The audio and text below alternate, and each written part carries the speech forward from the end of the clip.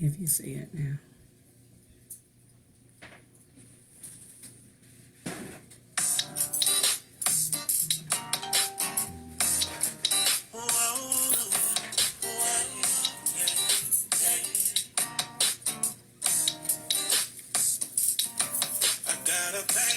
Shalom, or peace and blessings to you. I'm going to get started in just a few minutes. I was having a few technical difficulties getting started, but I'm going to wait just a little bit to give more people time to come on if they like.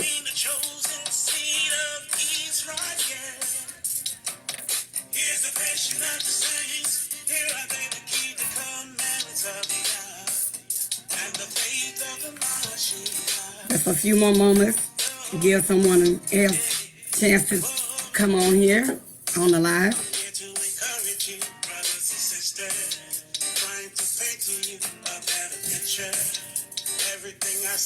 We're going to get started in just a few more minutes, just a few more seconds. Give a few more people time to come on to our lesson this evening. I apologize for being a little late. I had a couple technical difficulties, but we got it all together now.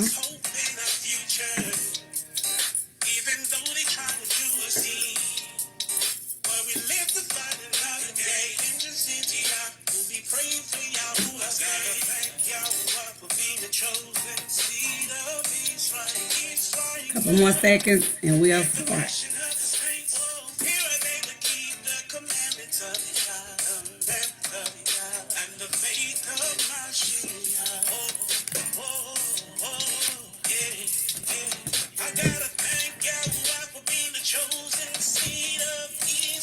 Okay. We're going to go ahead and get started with my lesson for this evening. First of all, I'd like to begin again by saying shalom, or peace and blessings, and thank God for you joining with me this evening. Again, I apologize about starting just a little bit late. Technical difficulties, but we are ready to get rolling this evening. So, as I said on yesterday, there's a lot of people that have questions about what is going on in our country or in our nation with black people suffering so much. You know, we going through some hardships. We see people dying out here in the streets. You know, we think about names like Breonna Taylor and Tamir Rice, you know, Trayvon Martin, George Floyd, Ahmaud Arbery, and the list goes on and on and on. You know, these are just the people in this recent day, you know, not only, you know, we think about Emmett Till, and we think about Martin Luther King and Medgar Evers, and, you know, all the other people that have went through that, and even farther back in the slavery, right? So, but today, our people are wondering why in 2020 are we still going through so many hardships and oppressions and struggling so bad. So, I have some scriptures I want to bring to you this evening, and I hope that you have your paper, your pencil, your pen. Hope you have your drink ready. Okay, and I want to try to get through this as quickly as possible, but I also want to be very thorough and efficient for you, because I would like for you to be able to do your research about what I'm going to bring to you today. So, without further ado, we're going to go ahead, and my topic today is this is who you are and why we still suffer. This is who you are and why we still suffer, okay? And I just want to begin by telling you, my African-American brothers and sisters, okay? All of you whose family came to this country on a slave ship, that we are the real children of Israel. That is who we are. Now, we got a lot of people out here saying that we are not them. Yes, we are them. And the Bible will prove that to you, that we are the chosen people of the Bible. That's who we are. This book, this Bible, this is our history. This is about us, the children of Israel, Abraham, Isaac, Jacob, Moses, Noah, Christ. Y'all call him Jesus in English. I call him Yeshua. That's his name in Hebrew, which means my Savior. In this Bible, this is Black history. This is who we are, regardless of what our oppressors try to make us believe about that Bible. You know, they try to oppress us using the Bible, using our own history against us. But this is our history. So you are the children of Israel by blood. It is not a land.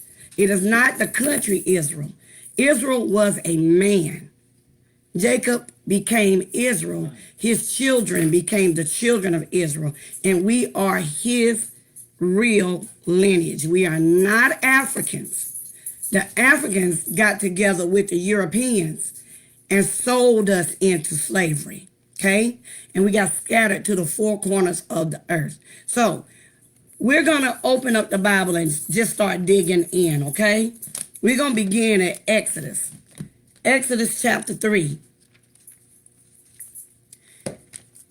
And in Exodus chapter 3, we are going to where the children of Israel were in captivity in Egypt. All right?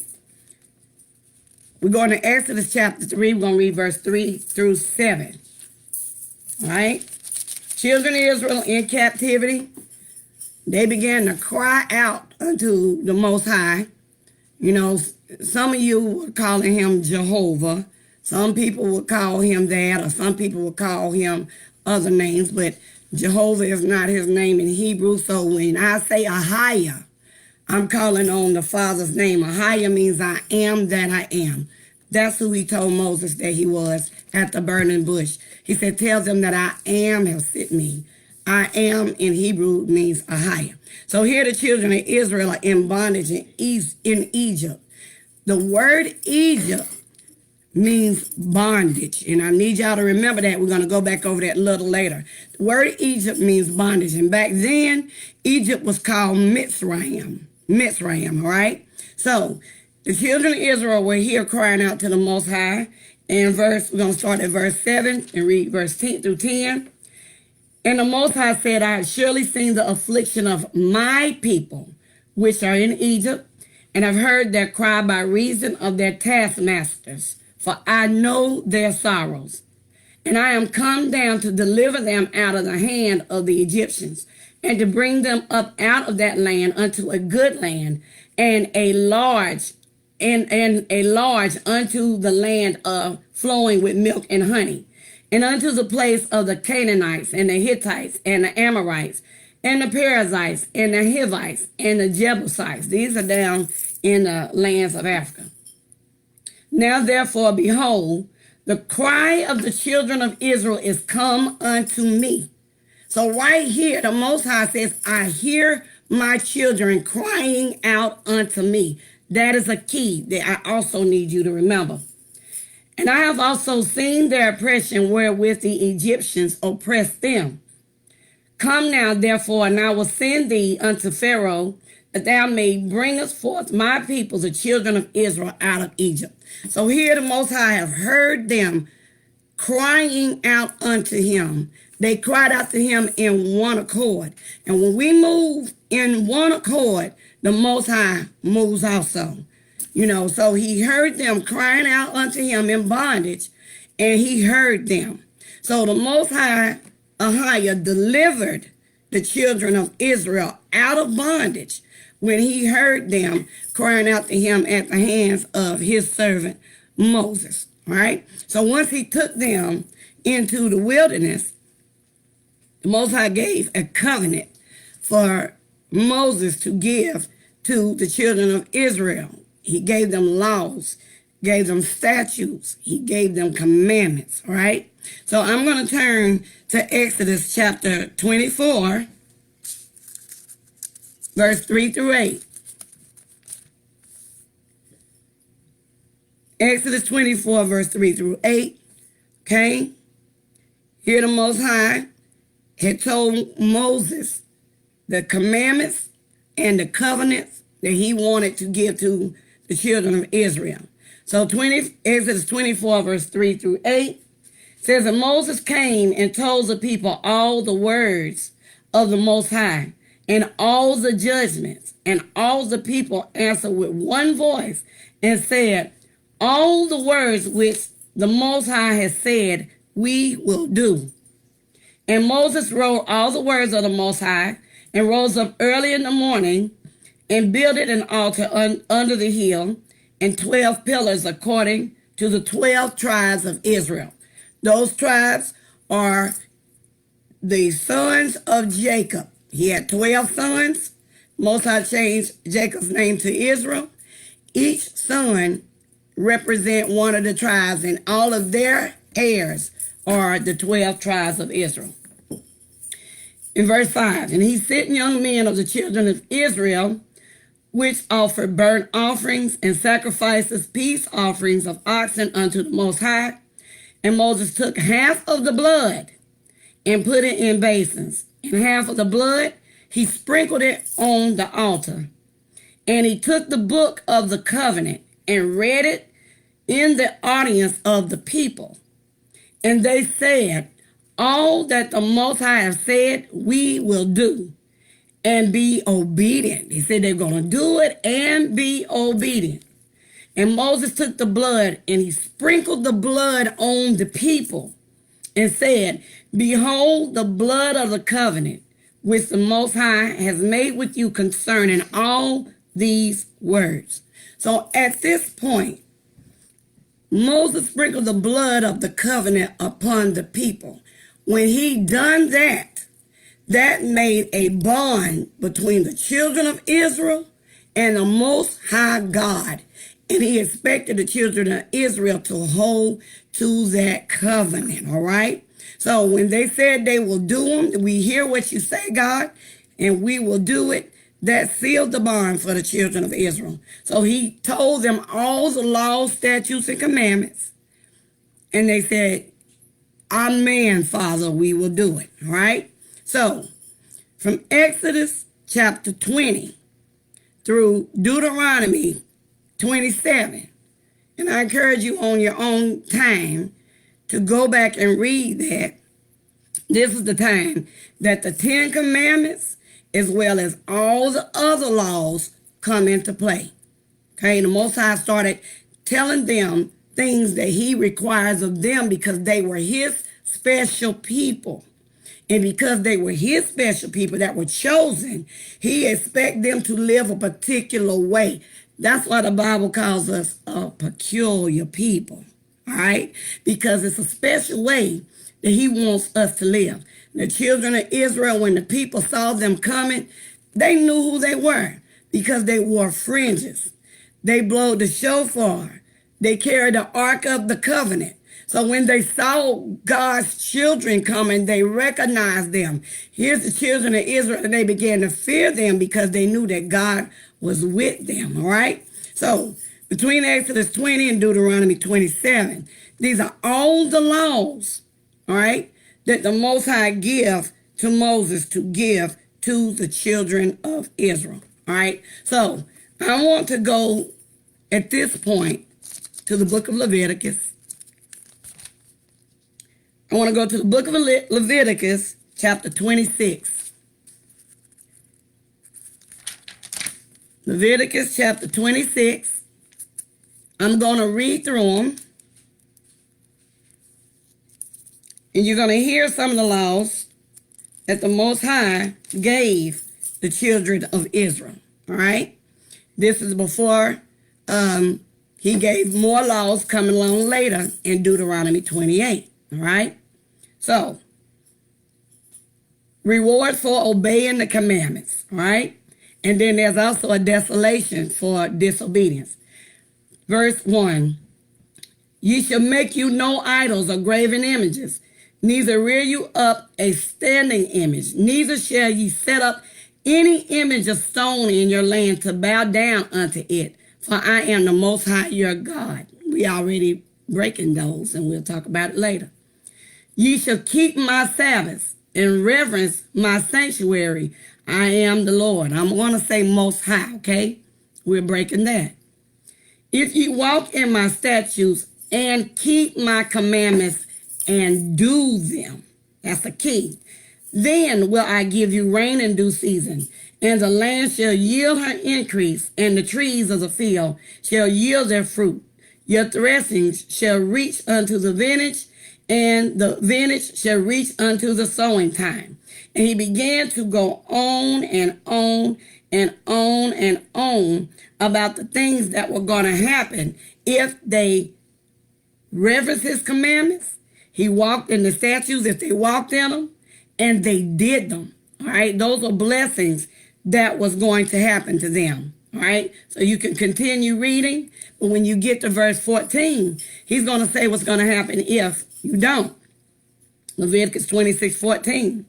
But if you will not hearken unto me and will not do these commandments, and if ye shall despise my statutes, or if your soul abhor my judgments or hate his judgments, so that ye will not do my commandments, if you don't like them and you're not going to do them, but that ye break my covenant, I also will do this unto you. I will even appoint you over to terror and consumption and burning ague that shall consume the eyes and cause sorrow of heart.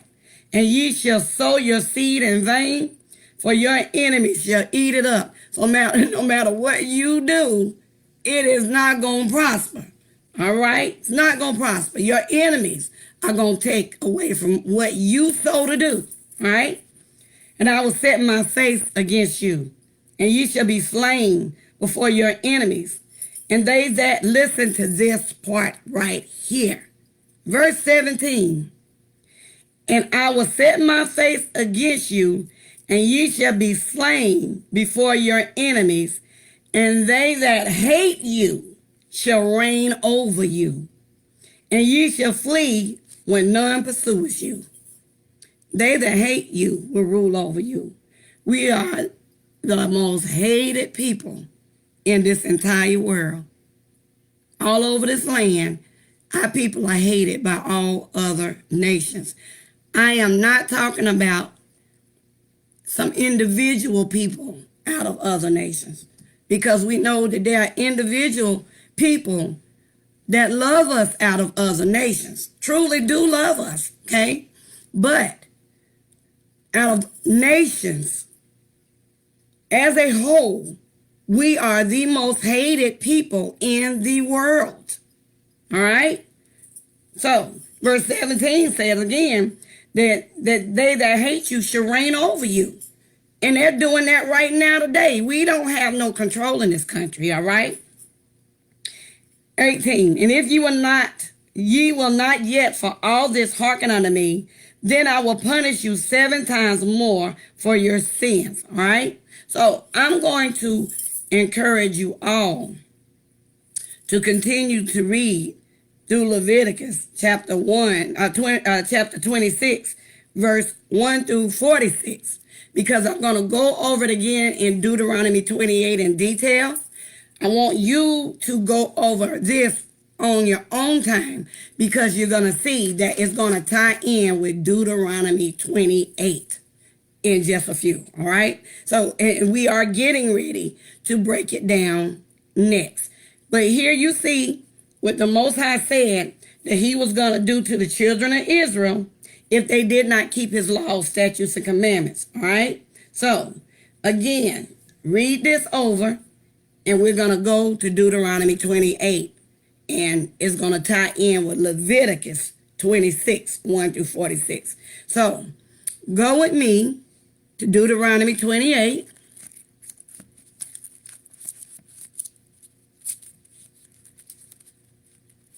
And we're going to go into detail, verse 1 through 68.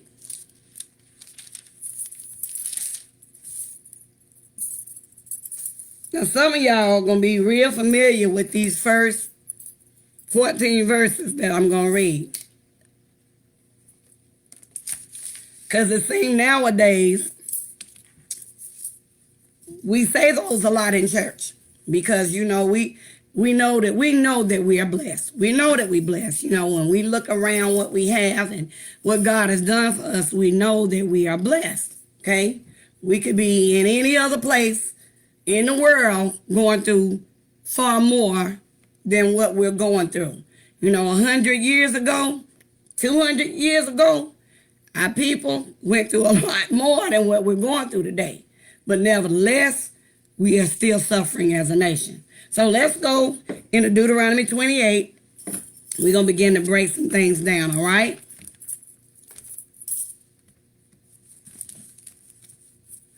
We're going to talk about his commandments, his laws, his statutes, and his customs. All right? So chapter 28, verse 1. And it shall come to pass that if thou shalt hearken diligently unto the voice of thy God to observe and to do his commandments, which I command thee this day, that the Most High thy God will set thee on high above all the nations of the earth. Okay, that's what we were supposed to be. If we'd have kept his commandments, his laws, we would be on top of all the nations of the earth. We would, if we'd have done what he had called us to do. All right? And all these blessings shall come on thee and overtake thee, if thou shalt hearken unto the voice of the Most High thy God. Listen to this. This is a song. We hear this all the time. Blessed shall thou be in the city, and blessed shall thou be in the field. We know that song. We're blessed in the city. We're blessed in the field. We're blessed when we come and when we go. We sing that. We sing that all the time because we got it from Deuteronomy 28. All right? Let's keep going. Blessed shall be the fruit of thy body, and the fruit of thy ground, and the fruit of thy cattle, the increase of thy kind, and the flocks of thy sheep. Blessed shall be thy basket and thy store. Blessed shall be thou when thou comest in, and blessed shall thou be when thou goest out. The Most High shall cause thy enemies that rise up against thee to be smitten before thy face. They shall come out against thee one way, and flee before thee 7 ways.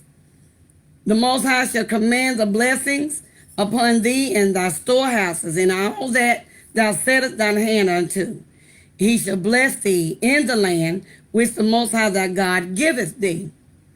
The Most High shall establish thee in a holy people unto himself. He wanted to establish us a holy people unto himself. Set apart people, all right? As he has sworn unto thee, if, there's a condition, if thou shalt keep the commandments of the Most High thy God and walk in his ways. And all the people of the earth shall see that thou art called by my name, of the Most High, and they shall be afraid of thee. And the Most High shall make thee plenteous in goods, and in the fruit of thy body your children, and in the fruit of thy cattle, and in the fruit of thy ground your dwelling place, your habitation, your belongings, in the land which the Most High swear unto thy fathers to give it thee. And the Most High shall open unto thee his good treasure, the heaven, to give the rain unto thy land in his season, and to bless all the work of thy hand, and thou shalt lend unto many nations, and thou shalt not borrow. Said that we would be able to lend to other nations and wouldn't have to be the borrower, all right? And the Most High shall make thee the head and not the tail. And thou shalt be above only, and thou shalt not be beneath. And if thou hearken unto the commandments of the Most High thy God, which I command thee this day, listen, to observe and to do them. Not just hear it, not just read it, but do them. And thou shalt not go aside from any of the words which I command thee this day, to the right hand or to the left, to go after other gods, to serve them. All right? So he said, if you do these things, I'm going to bless your socks off. You know, truly where they say that my cup runneth over, He's going to bless us that much if we do his laws, statutes, commandments. But we know that the children of Israel didn't do them. Okay? They began to worship other gods, or he called it a whoring after other gods. That's what he calls that. Okay? They began to worship other gods. They began to live in iniquity. Okay? Begin to live in sin and break those laws, statutes, and commandments, break his covenant. So when we read the verse 1 through 14, that's usually where in the churches we stop. We just say we bless in the city. I'm the head, I ain't the tail. But you today, African Americans, so-called black people, we are not the head, we are the tail, because we broke the covenant with the Most High God. Okay? Bear with me as we keep going.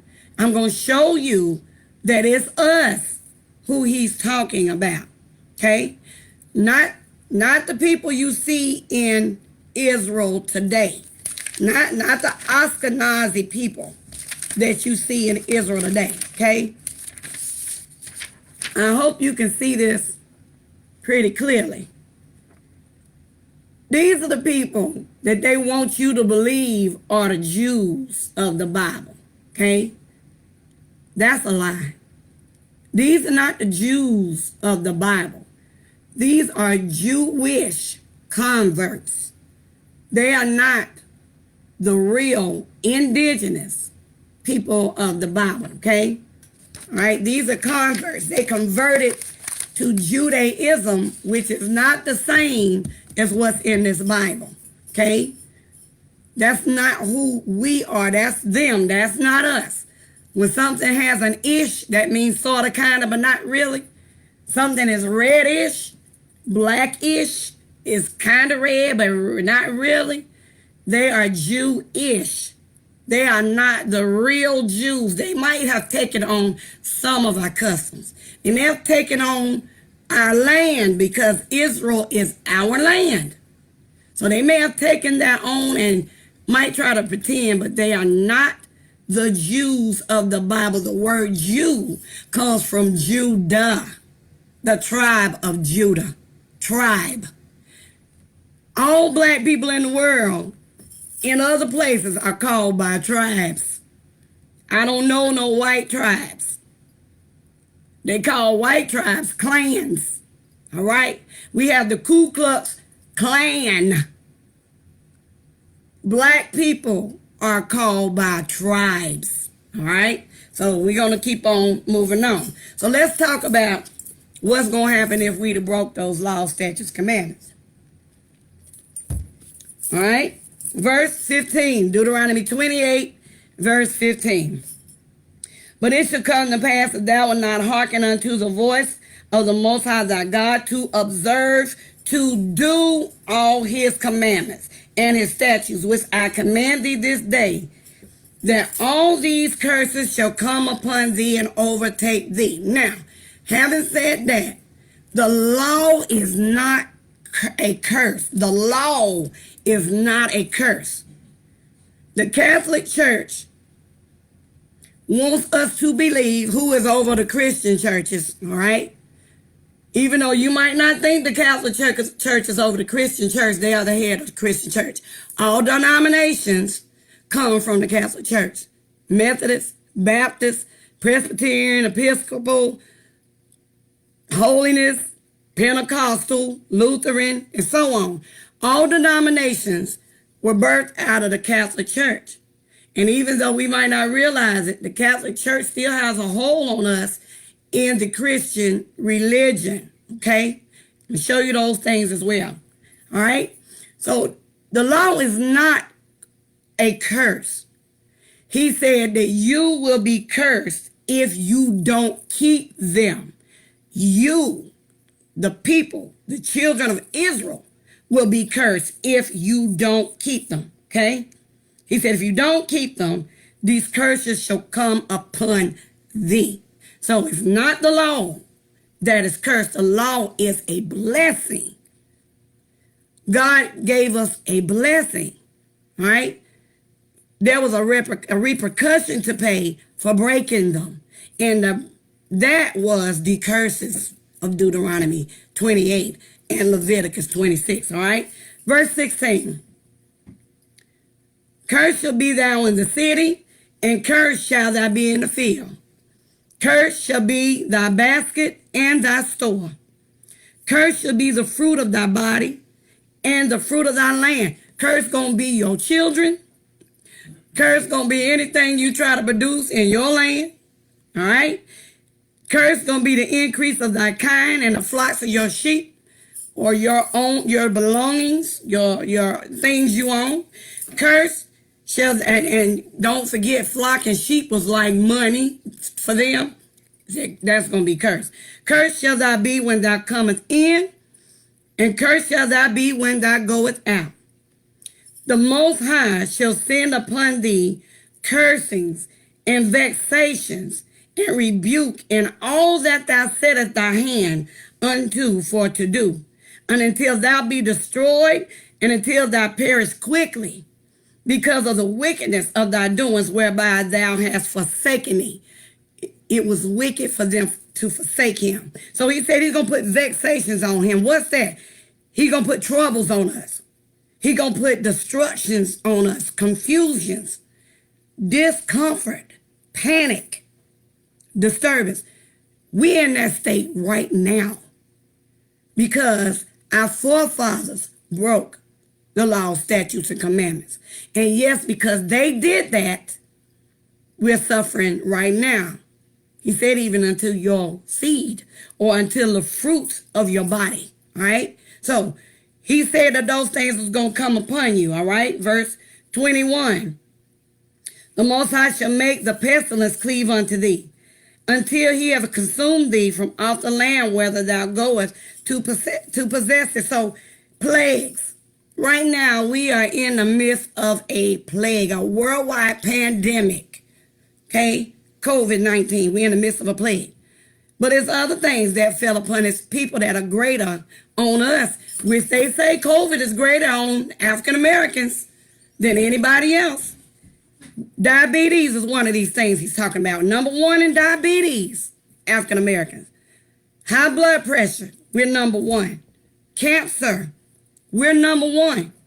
Sickle cell diabetes mainly attacks African Americans, okay? AIDS, we are number one, all right? So these are things that the Most High said was going to come upon us for breaking his laws, statutes, and commandments. Verse 22, the Most High shall smite thee with a consumption, all right? And with a fever, and with an inflammation, and with an extreme burning, and with the sword, and with blastings, and with mildew, and they shall pursue thee until thou perish. So he talks about the consumption. A wasting disease of the lung is a consumption. 50% more black men have lung cancer more than white men. 35% more in black women. Okay, wasting away. We know of sarcoidosis. Bernie Mac died of sarcoidosis, lung disease, wasting away of the lungs. Asthma, COPD. Okay, these type of things is what he's talking about. Will fall upon us greater than anybody else if we broke his laws, statutes, and commandments. All right, so let's keep going. Verse 23, Deuteronomy 28:23. And thy heaven that is over thy head shall be brass, and the earth that is under thee shall be iron. And the Most High shall make the rain of thy land powder, and the dust from heaven shall it come down upon thee until thou be destroyed. We're going to be suffering thirst. When I think of this also, I think about the living water of the word. Because we think we really know that Bible. But I'm going to tell you today, we were not taught properly how to read the Bible. And we really still were thirsty and didn't even realize, we couldn't quench our thirst. Realized something was missing, but we're gonna keep on going, all right? Verse 25, the Most High shall cause thee to be smitten before thine enemies. Thou shalt go out one way against them, and flee 7 ways before them, and shall be removed into all the kingdoms of the earth. Can y'all see this? Verse 26. And thy carcass shall be meat unto the fowls of the air, and unto the beasts of the earth, and no man shall fray them away. Our people were hung up in trees and left for the birds of the air to eat. They didn't try to take them away, fray them away. They allowed them to do it. Or they lynched them and tied them to a tree and left them out in the field so that the animals could eat them. This is what that's talking about right here in verse 26. All right? So we're going to keep on going. This man was hanging from a tree, just like our other ancestors. They hang from a tree. All right? Verse 27. The Most High will smite thee with the botch of Egypt, and with the emerods, and with the scab, and with the itch, whereof thou canst not be healed. The Most High shall smite thee with madness and blindness and astonishment of heart. This astonishment is not a good astonishment. This means that we're going to live in fear. And right now, we are living in fear because we don't know if our sons, our husbands, our brothers, our fathers can go out to a store and come back alive. Or go out and sell cigarettes and get killed. Or get stopped for a tail light and get killed. Okay? So right now we are in a time that we are living in madness, astonishment of heart because of what is going on with us in this land. Okay? What did Trayvon Martin do? Nothing. What did Breonna Taylor do? Nothing. What did Ahmaud Arbery do? Nothing. These people were doing nothing, yet they were slain for nothing. All right? So let's keep moving on. Verse 29. And thou shalt grope at noonday as the blind gropeth in darkness. Can't find your way out of it. And thou shalt not prosper in thy ways. And thou shalt be only oppressed and spoiled evermore, and no man shall save thee. We are still an oppressed people. I know I'm talking about it here in the United States, but all over the world, because the Bible says that we are going to be scattered to the 4 corners of the earth. We are an oppressed people right now. Right now. Right? Spoiled evermore. And no man shall save thee. Martin Luther King could not save us. He couldn't. Medgar Evers couldn't save us. Al Sharpton couldn't save us. John F. Kennedy couldn't save us. Malcolm X couldn't save us. We still an oppressed people. I thank God. I thank the Most High that we are not as oppressed as our ancestors were back in the day. But nevertheless, this is still happening. Don't y'all think for 1 minute that this ain't still happening. It's still happening. And our people being killed out in the street, that's been happening. Only difference is now we got technology to help us to see it more. Okay? So we're still a very oppressed people. All right? So let us keep moving. Verse 30. Thou shalt betroth a wife, and another man shall lie with her. Hope y'all can see this. What was going on with us in the days of slavery, huh? This man back here, that's the husband. This is his wife. That's the slave master. They hanging him, but he getting ready to rape his wife. This is what verse 30 is talking about. Deuteronomy 28, verse 30. Thou shalt betroth a wife, and another man shall lie with her. We know over and over and over again, our sisters were raped mercifully, without mercy, by the slave masters. The husband couldn't do anything. They better not say nothing. And then he would tell them, and she better act like she like it. Okay? This is what verse 30 is talking about. Deuteronomy 28:30. Let's keep going. And thou shalt build a house, and thou shalt not dwell therein. Thou shalt plant vineyards, and shalt not gather the grapes thereof. We know they built them plantations.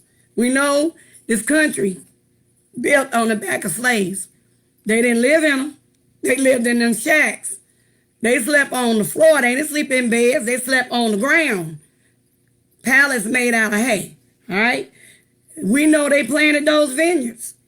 Or they planted the cotton. They planted the tobacco. Whatever they had to plant. They didn't get to enjoy it. They didn't get to eat it. Matter of fact, they muzzled their mouths. So when they were out there in those vineyards, they couldn't eat. Couldn't eat. Made them work 16, 17 hours days. But they couldn't eat what they were plucking up out of them gardens. All right, that's what 30 is talking about. All right, 31. Thine ox shall be slain before thine eyes, and thou shalt not eat thereof.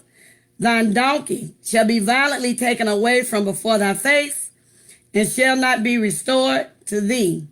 Thy sheep shall be given unto thine enemies, and thou shalt have none to rescue them. Excuse me a second. Pastor Turner, will you bring me a $1 bill?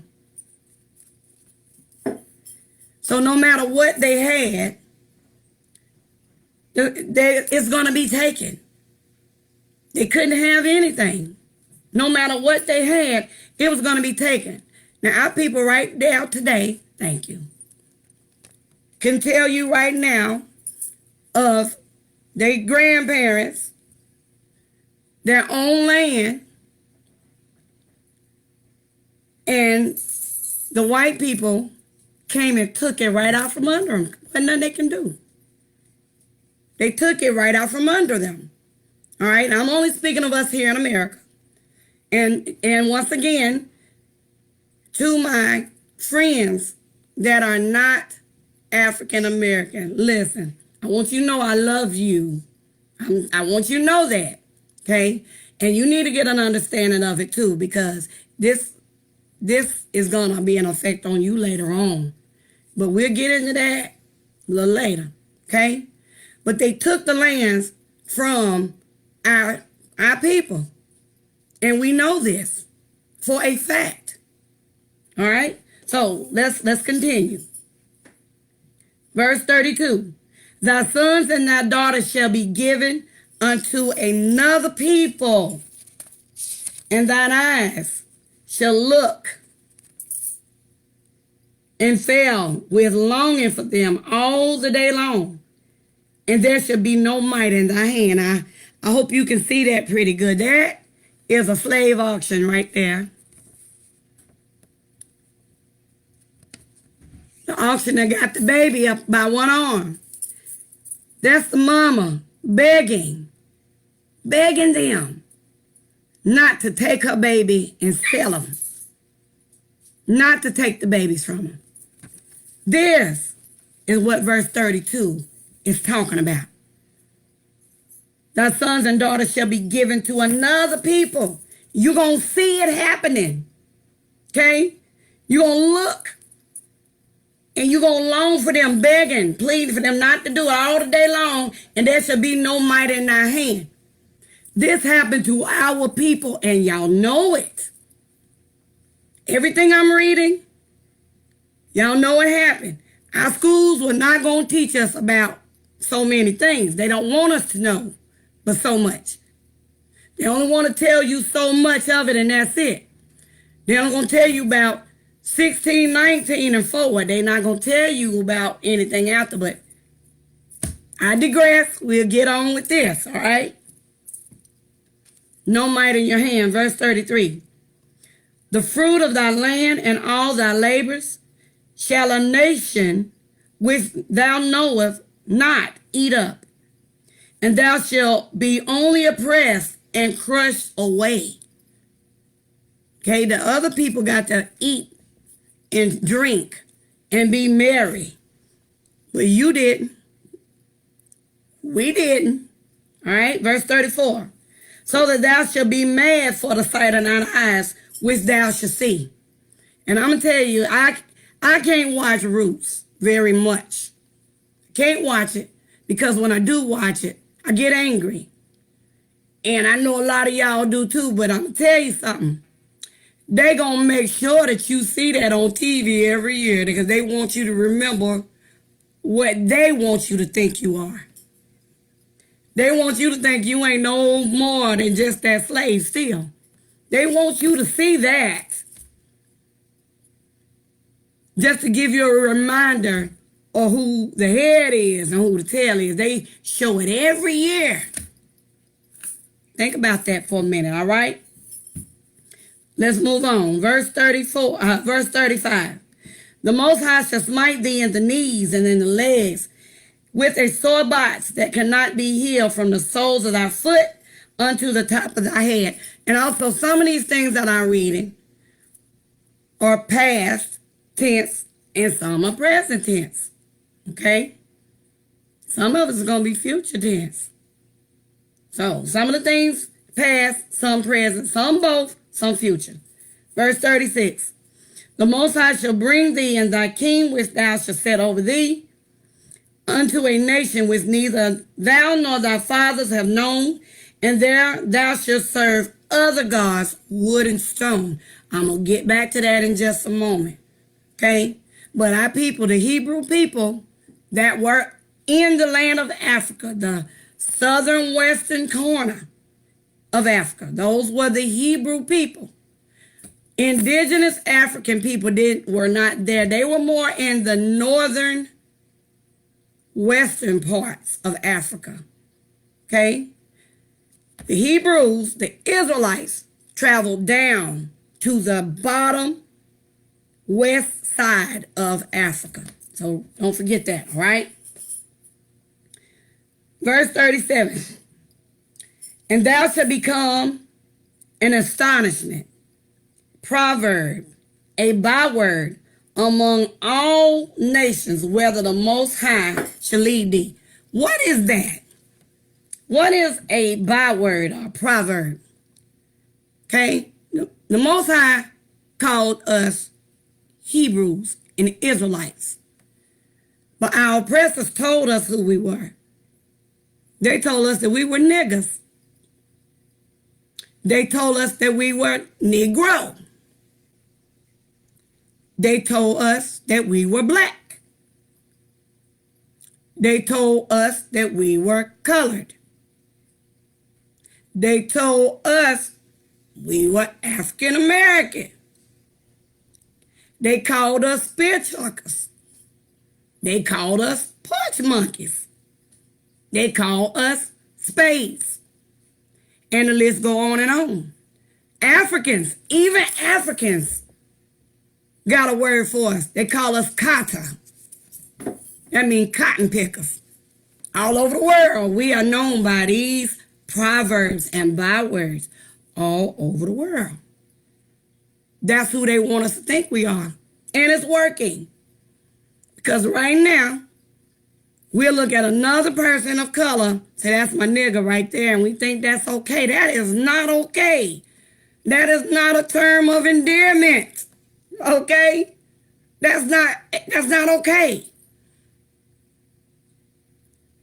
But we'll say that's who we are. Because I guess if you hear it long enough, you begin to believe that's who you are. Don't the Bible say faith come by hearing? I know the other parts they're hearing by the word of God, but somebody tell you you're something long enough, you begin to believe it. And we have, because right now we say that we're black. That ain't what God called us. We'll say right now I'm African American. Who told you that? Who told you that? Our oppressors told us that, all right? That's not who God calls us. He calls us the children of Israel. That's who he calls us. You ain't black. You're not African American, okay? Africa was named after a man, a European man. And America was named after a European man. They put that together because they took us off the continent of Africa and brought us to America, and now they call us African American. Okay? Let's move on. Verse 38. Thou shalt carry much seed out into the field, and shall not gather but little in, for the locust shall consume it. Okay? No matter what you do, you're not going to get very far. As a nation, I am well aware that there are black people out here, African Americans, I'm going to put quote fingers up, so you know what I'm talking about, that are wealthy or rich or doing well. I know that. Got basketball players, football players, lawyers, doctors, and so on. I'm speaking as a nation, okay? God looks at us as a whole nation. He do different things for people individually, but he's looking at us as a nation. When God deals with us, he deals with us as a whole, okay? All right. Verse 39. Thou shalt plant vineyards and dress them, but shall neither drink of the wine nor gather the grapes, for the worms shall eat it. Not going to prosper. Thou shalt olive trees throughout thy coast, but thou shalt not anoint thyself with oil, for thine olive shall cast its fruit. Or in other words, the tree is going to produce olives and you can't eat it because it's going to drop the fruit off before you can eat it. All right? Verse 41. Thou shalt beget sons and daughters. Bear with me here. Thou shalt beget sons and daughters, but thou shalt not enjoy them, for they shall go into captivity. See that? Bound by the neck with shackles.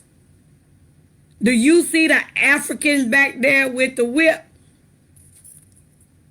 That's an African with the whip, leading the children of Israel out of Africa. See, they didn't like us there either. They don't like us till today. They're apologizing for their part in the slave trade, but they don't like us till today. They didn't like them then because they kept customs. They did circumcisions. They kept feast days. They kept the Torah. They read out of the Torah. They did things different than the Africans. So they were called outsiders. And they didn't want them there. So they got them out of there. All right? They were called outsiders. And today, as I speak, we are still considered as outsiders in the land of Africa with the African people. All right, verse 42. All thy trees and the fruit of thy land shall the locust consume. The stranger that is within thee shall get up above thee very high, and thou shalt come down very low. Think about this in this country. We have been here over 400 years. We don't own very much. We might own, and I'm not knocking it because I'm a cosmetologist by profession. We own beauty shops. We own barber shops. You know, we own little things, right? But someone from another country, and I'm going to give you an example. Somebody, an Asian person can come to this country, and this country is going to put them above us because they'll give them grants, and they start their own chain of black hair care products. Think about it. They ain't been here as long as we have, but they own big time business. And they selling us our stuff. They don't use our black hair care products. They don't put them lace fronts on. Okay? They don't do that. They sell us our stuff, and we go to them and buy it, and a lot of them, not all, a lot of them don't like us. They just want our money. Okay? That's a fact. We see people from other countries coming to this country, and they progress and pass us economically. Okay? And they become successful business owners and live wealthy. But us, we're still here. That's what the scripture's talking about. Okay? That's what they talk about. The stranger that is within thee, because we all in this country together. Strangers that's with thee shall get above thee very high. We be very low. We got the lowest income on some of these jobs. I know other people work at McDonald's, but who mostly work at McDonald's? Okay? We got the gated communities, and then we got the projects. Who's living where? All right? It's something to think about. All right? Verse 44, I like this one too. He shall lend to thee, and thou shalt not lend to him. He shall be the head, and thou be the tail. How many black-owned banks do you know? How many black-owned finance companies do you know? All right? We got to go to them to get money. We ain't lending nobody money less than $20, and we want that back on point. But we got to go to them. We are not in position to lend to other nations. No, we got to go to them. If we wouldn't have broke his law, statutes, and commandments, we would be the one that would be doing the lending. All right? Let us move on, all right? Verse 45. Deuteronomy 28:45 says, moreover, all these curses shall come upon thee, and shall pursue thee, and overtake thee. Pursue. Think about if a dog pursues you, or if you out in the wilderness and a bear is pursuing you. That thing is hunting you down. You running, it's running. You run faster, it's running faster. But it didn't only say it's going to pursue you, it says it's going to overtake you or run you down. Chase you down. Catch you. That's what the curses would do if we broke them, and that's what they did, because we did break them. Till thou be destroyed, because thou hearkenest not unto the voice of the Most High thy God, to keep his commandments and his statutes which he commanded thee. That's why we are cursed, because we broke his laws. But the churches are teaching today that the laws are done away with. That is a lie. We're going to go over that. They ain't done away with. We're going to break that down, because you need understanding. The enemy knows the only thing that can kill God's children is to make them break his laws. Because that'll be the day that they stand before Christ and he say, I don't know you. Depart from me, ye work of iniquity. We're going to get back to that too. Just hang in there. All right? Verse 46. And they shall be upon thee for a sign and a wonder, and upon thy seed forever. So he just said right here that all these things right here is for a sign. His people, these signs are going to fall upon them. And that's how you're going to know who you are. They did not have ancestry DNA back then. And I'm going to tell you, that ain't accurate. That's not accurate. God said this is how you're going to know who the children of Israel is. You got to follow the signs because these curses are going to follow them. So they are going to be upon them. Okay? For a sign and for a wonder upon the seed forever. This is how you know who you are. You got to follow the curse. See what people this lands upon. All right? Let's keep going. Because thou servest, verse 47, because thou servest not the Most High thy God with joyfulness and with gladness of heart for the abundance of all things. Therefore shalt thou serve thine enemies, which the Most High shall send against thee in hunger and in thirst and in nakedness and in want of all things. Can y'all see that? They're naked in the bottom of that slave ship. They were hungry, thirsty, and they were in want or in need of everything. All right? That's what that's talking about right here in verse 48. All right? He says in verse 48, and he shall put a yoke of iron upon thy neck until he have destroyed thee.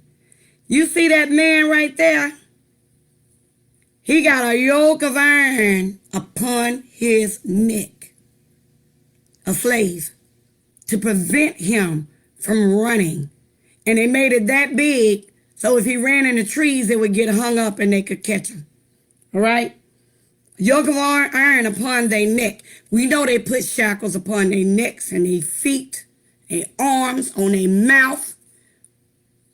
We know this happened to our people. Okay? It happened to us. Israelites. Us. Verse 49.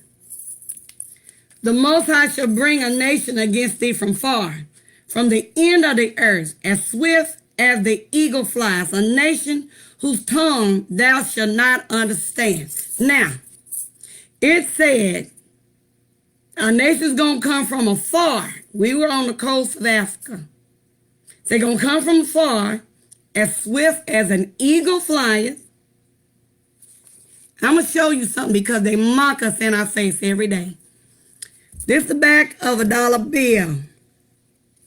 All right? This is the pyramid on this side. We started out in bondage in Egypt. Egypt's in Africa. Okay? We started out in Egypt, and a nation came from afar, as swift as the eagle. All right? And took us away. So they know who we are, and this is a mockery.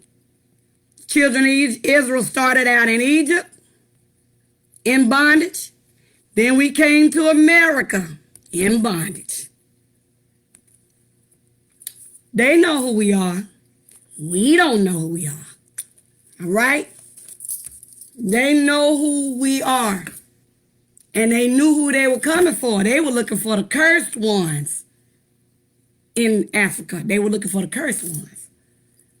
All right? So they mock us, even on the back of our money. They knew who we were. All right? It says, whose tongue thou shalt not understand. And we know when they brought us here to this country, that we did not speak the language.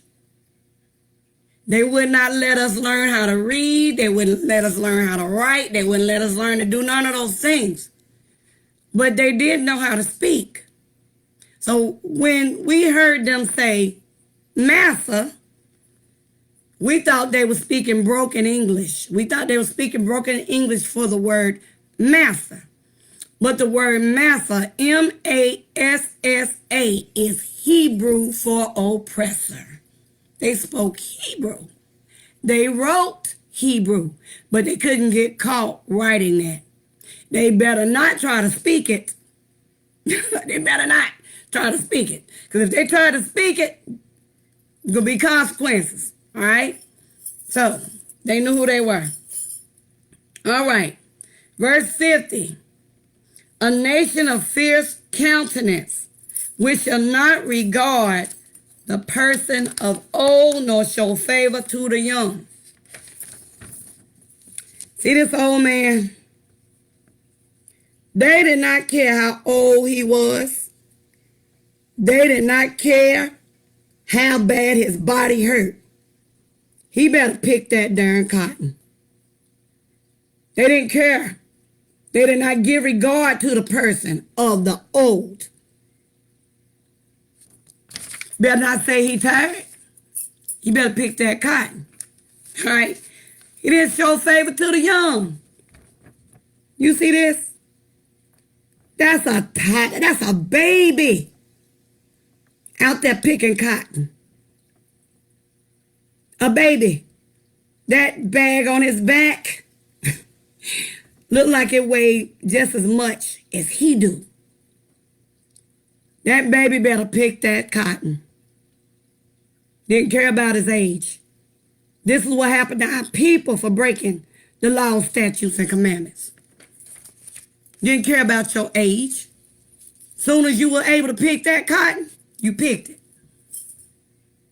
You was old, you better pick it. Okay, this is a consequence from breaking God's law, statutes, commandments. All right? Verse 51. He shall eat the fruit of thy cattle and the fruit of thy land until thou be destroyed, which also shall not leave thee either corn, wine, or oil, or the increase of thy kind, or the flocks of thy sheep, till he is destroyed thee. He'll take everything from you. You don't need that. That's master's property. You master's property, so what you got is mine. Even down to their children. Didn't belong to them. They was cattle. That's all they were considered. All right? Verse 52. He shall besiege thee in all thy gates until the high and fenced walls come down, wherein thou trustest throughout all thy land. He shall besiege thee in all thy gates throughout all thy land, which the Most High thy God has given thee. Your gates are supposed to protect you. We had no protection. And right now, we still don't have protection because we're still being killed out here in the streets. Can't think that them doors going to hold us back, because a couple of these people, like Breonna Taylor, was killed inside our own home, doing nothing. Still don't have protection. Still have no walls. All right, verse 53. And thou shalt eat the fruit of thine own body, and the flesh of thy sons and of thy daughters, which the Most High thy God has given thee in the siege and in the straitness wherewith thine enemies shall distress thee. So some of y'all might be like, when did we do that? When we eat our children? It did happen. It did happen in 2 Kings chapter 6, verse 24 through 30. It's a story about two Israelite women. They were suffering in a famine. They both had sons. They made a pact to eat their children. They said, one woman said, we'll boil and eat your son today, and then tomorrow we'll boil and eat mine. So they boiled and ate the one's child. The next day came the other woman and hid her son. So they went to the king, told the king about it. King ripped his clothes and repented because of what they were doing. They were eating their own children. So that did happen to the children of Israel. Also, Lamentations 4, verse 1 through 11, there's another incident right there. Okay? Okay, let's keep going.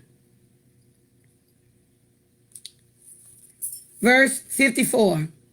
So that the man that is tender among you and very delicate, his eye shall be evil towards his own brother. Y'all see that right there? Crips and the Bloods is a prime example. Eye evil towards his own brother. That's what's going on. Black on black crime. is what's going on. But having said that, it's because we are so oppressed and desperate that we'll rob anybody. We'll steal from anybody to get ahead. That was all part of the plan to keep us oppressed. Turn us against each other. Okay? All right, let's keep going.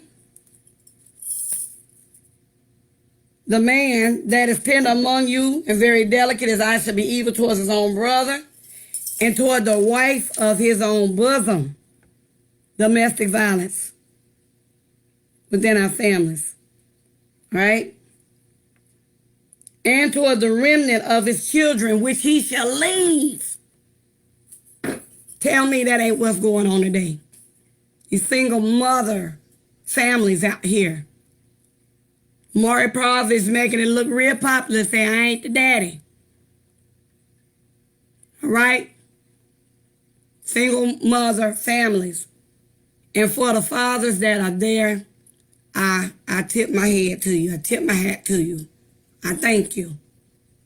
There's some fathers that are single fathers out there as well. And I thank you as well for being parents. Verse 55. So that he will not give to any of them of the flesh of his children whom he shall eat. Because he has nothing left in him in the siege, and in the straitness wherewith thine enemies shall distress thee in all thy gates. Our black men are so oppressed. Got nothing to give. And this system is messing them up so bad that those that are trying to pay child support, they giving them nothing to even live by. They ain't got nothing to give. So a lot of them ain't even telling them when they working. And then that's when the prison system step in and put them in slavery again that we call jail. And you are considered a slave according to the Constitution once you are incarcerated. A lot of y'all don't know that. Slavery's still going on. Mostly our people. All right? Verse 56. And the tender and delicate woman among you, which would not venture to set her sole of her foot upon the ground for delicateness and tenderness, her eye shall be evil toward the husband of her bosom, and toward her son, and toward her daughter. I did not get to find a clip on this one, but we know that there is some trifling women out here today. Our women are trifling. Okay? And I'm going to say this because they can tell us that we're niggas and we'll accept that. They can tell us we're thugs and we'll accept that. Tupac had thug life on his belly. He called himself a thug. A thug is really a male demon. Or we'll call ourselves divas. And we'll accept that. A diva is a female demon. But when you think about thugs and you think about divas, you think about some people on TV that's acting so ignorant. But that's how they want people to view us all over this world. They want us to be viewed that way. So we'll accept all of these things. We'll accept being called these things. But when we tell you that you are children of Israel, you don't want to believe that. How you don't want to believe you are the children of Israel, which is true. You'll push that away, but you accept being calling a thug. That's what they want you to think about yourself. When you get a chance, I want you to look up Willie Lynch and read the Willie Lynch letter or learn about the Willie Lynch letter. Willie Lynch was a slave owner that told the American slave owners how to control their Negroes or their slaves. And he told them, he guaranteed them that if they did what he said, They even long after slavery is over, they're still being enslaved right here. And we are still mentally enslaved in our minds. He didn't lie. He told them what to do. They did it. And we are still mentally in bondage. All right? And let's move forward. Verse 58. If thou wilt not observe to do all the works of this law, hear that. If thou wilt not observe to do all the words of this law that are written in this book, that thou may fear this glorious and fearful name, the Most High thy God. You're supposed to fear him. We ain't got no fear of God nowadays. We don't fear him. Verse 59. Then the Most High will make thy plagues wonderful or awful, and the plague of thy seed, even great plagues, and of long continuance, and of sore sickness, and long continuance. Moreover, he will bring upon thee all the diseases of Egypt, which thou was afraid of, and they shall cleave unto thee. And every sickness and every plague which is not written in the book of this law, them will the Most High bring upon thee until thou be destroyed.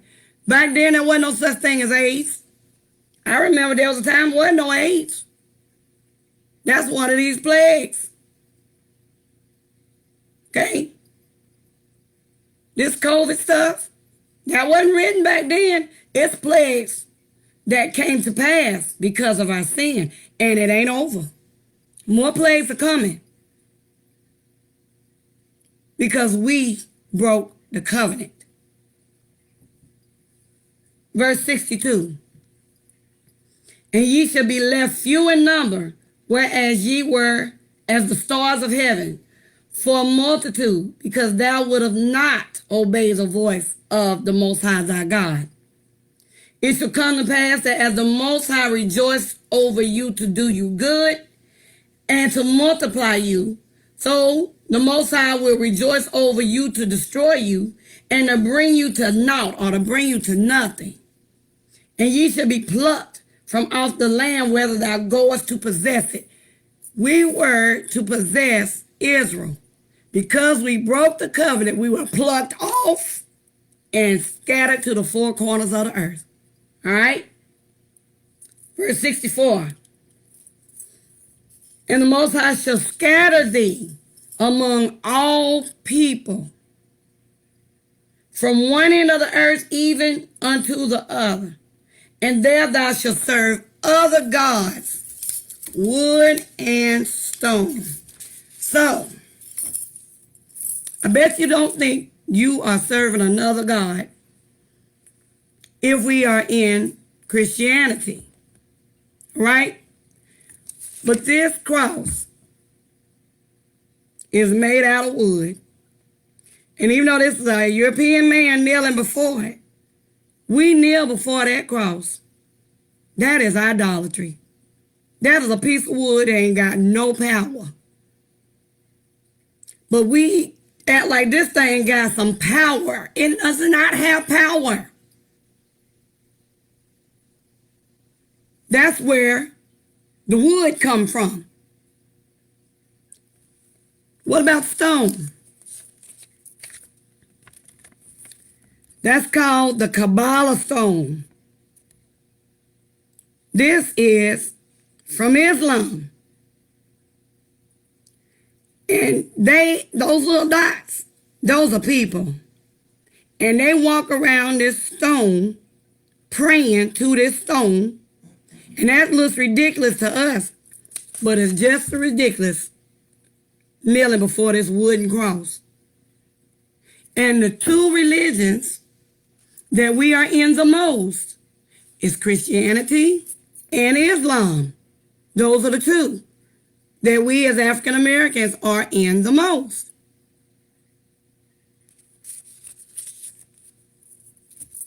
Okay? wood and stone. Being an Israelite is not religion. Being an Israelite is your nationality.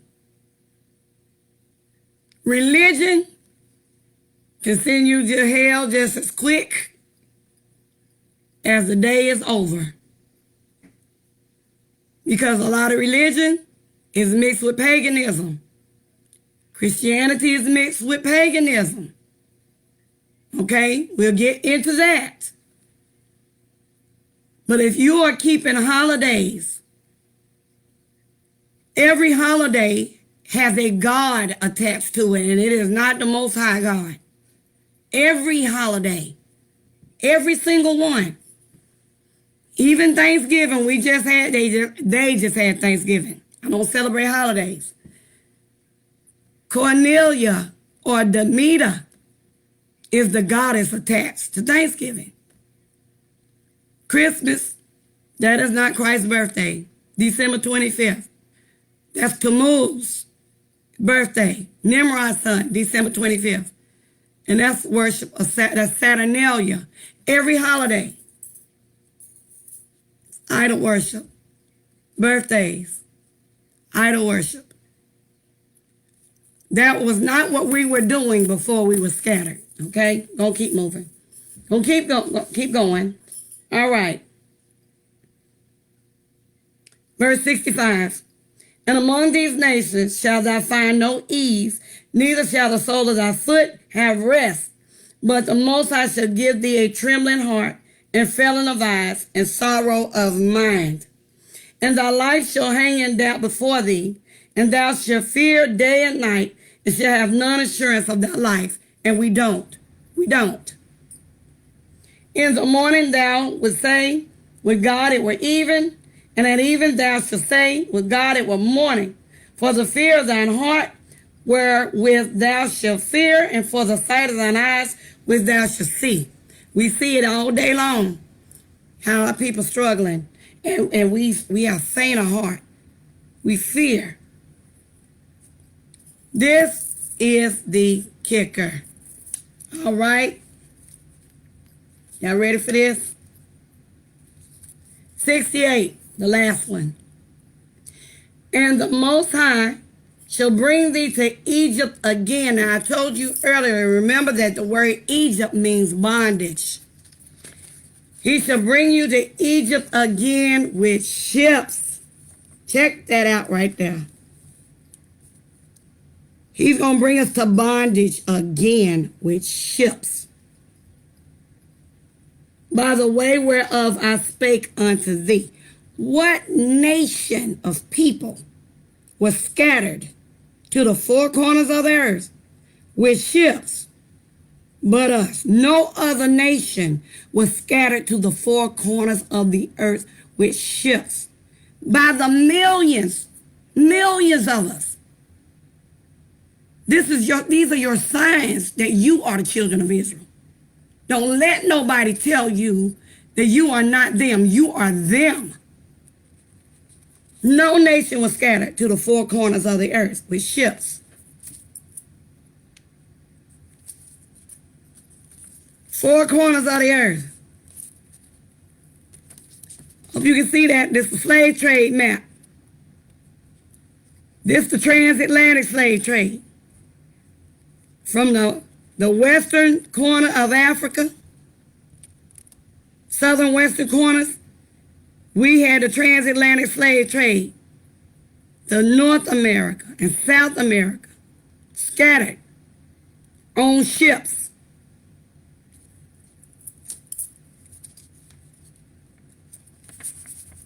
It didn't just go there. This is the Arabian slave trade. We got scattered into Arabia. A lot of y'all didn't even know that. That's where the Moors come from. Scattered into Arabia. The four corners of the earth by ships. No nation of people in the history of this world was scattered to the four corners of the earth by ships but us. and sold into bondage. Us. Verse 68, and we'll finish it on off with that. I'm going to show you another one too. And the Most High shall bring thee into Egypt again with ships by the way whereof I spake unto thee, and thou shalt see it no more again. And there ye shall be sold unto your enemies for bondmen and bondwomen, and no man shall buy you. Y'all see this? This is an auction sign. To be sold. A cargo of Negroes. Turn around and read it. To be sold. On Thursday, the third day of August, a cargo of 94 prime Negroes, consisting of 39 men, 15 boys, 24 women, and 16 girls, just arrived from Sierra Leone. All right? Negroes. I want you to remember that. Remember Negroes. By ships. Packed in ships like sardines. Check that out. That's a floor plan for the bottom of that slave ship. That's what that is. All them Negroes. All them Israelites. Israelites. That's who that was. Let me show you something else.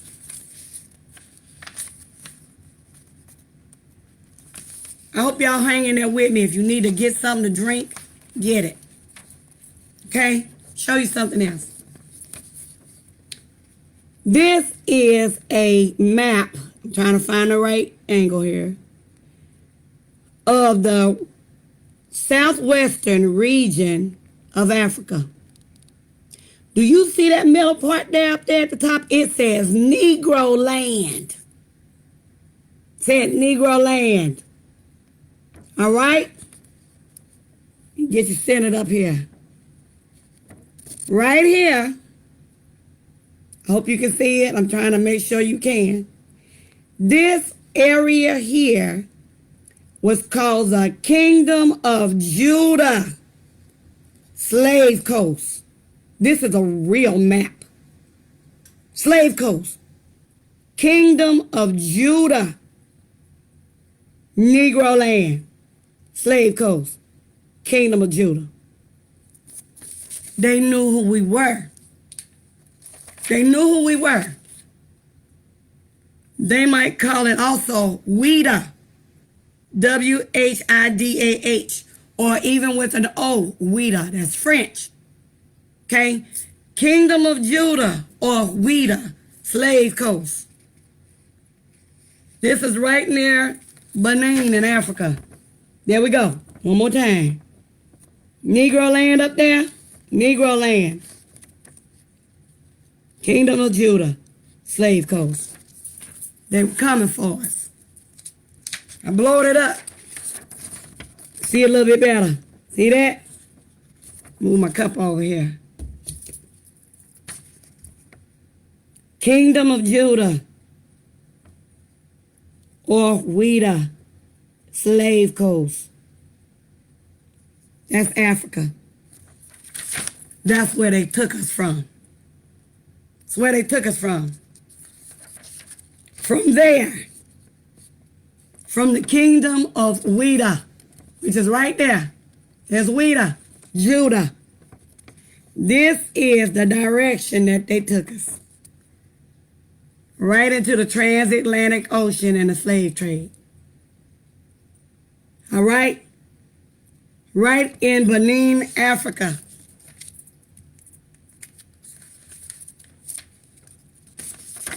This right here, this is the door of no return in Africa.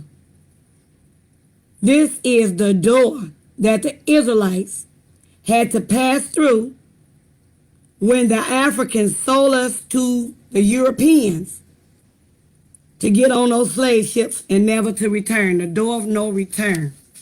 I don't know if you can see. See that on the top of there? Go this way. Those are slaves. Those are slaves. Those are ancestors that got on those slave ships. The Israelite ancestors that got on those slave ships. That's who we are.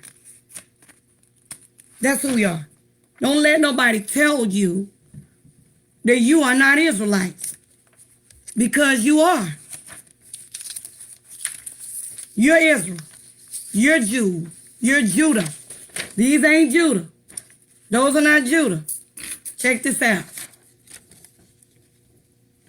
This is also another slave auction. It says to be sold. Do y'all see that down there? It says find Hebrews. Hebrews is a mix between Hebrews and Negro. Do your research. That's who that is. That's who that is. Hebrews. That's who you are. All right? I'm going to show you something. They even know who they were. They knew who they were. There's a scripture in Numbers chapter 15. Right? Numbers chapter 15, verse 38. And even Deuteronomy 22 and 12. But I'm going to look at Numbers chapter 15, verse 38. This is one of the laws that the Most High gave to the Israelites that they were supposed to keep, and that we are supposed to keep today. Numbers 15 and 38, it says, speak unto the children of Israel, and bid them that they make them fringes in the borders of their garments throughout their generations, and that they put upon the fringe of the border a ribbon of blue. So throughout your generations means forever. I'm going to show you something. They knew who they were. This is the McCoy twins. They're Siamese twins. Let me get it right here. They are Siamese twins. I don't know if you can see it well, but right there on the hem of their garment, they are wearing fringes and ribbon of blue. Fringes and ribbon of blue. This is 1880. Let me circle it for you so you can see it better.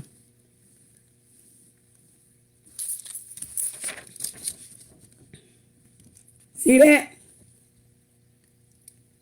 They're wearing fringes and ribbon and blue in 1880. They knew who they were. They knew they were Israelites.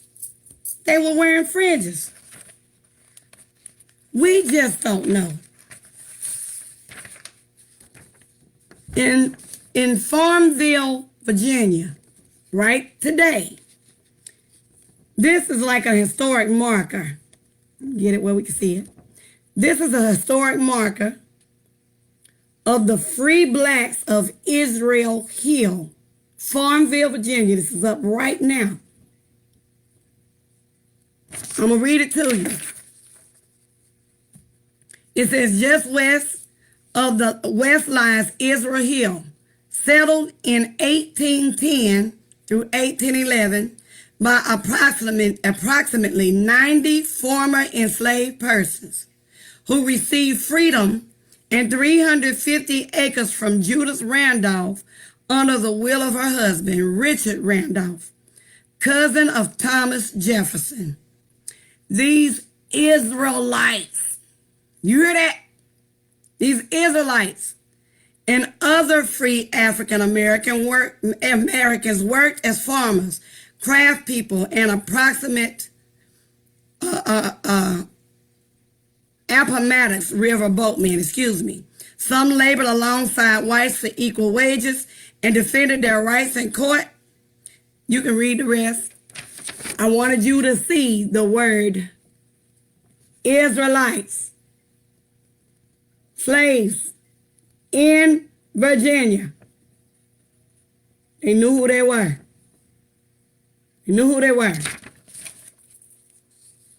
They knew who they were. This is some of them. Free blacks of Israel Hill.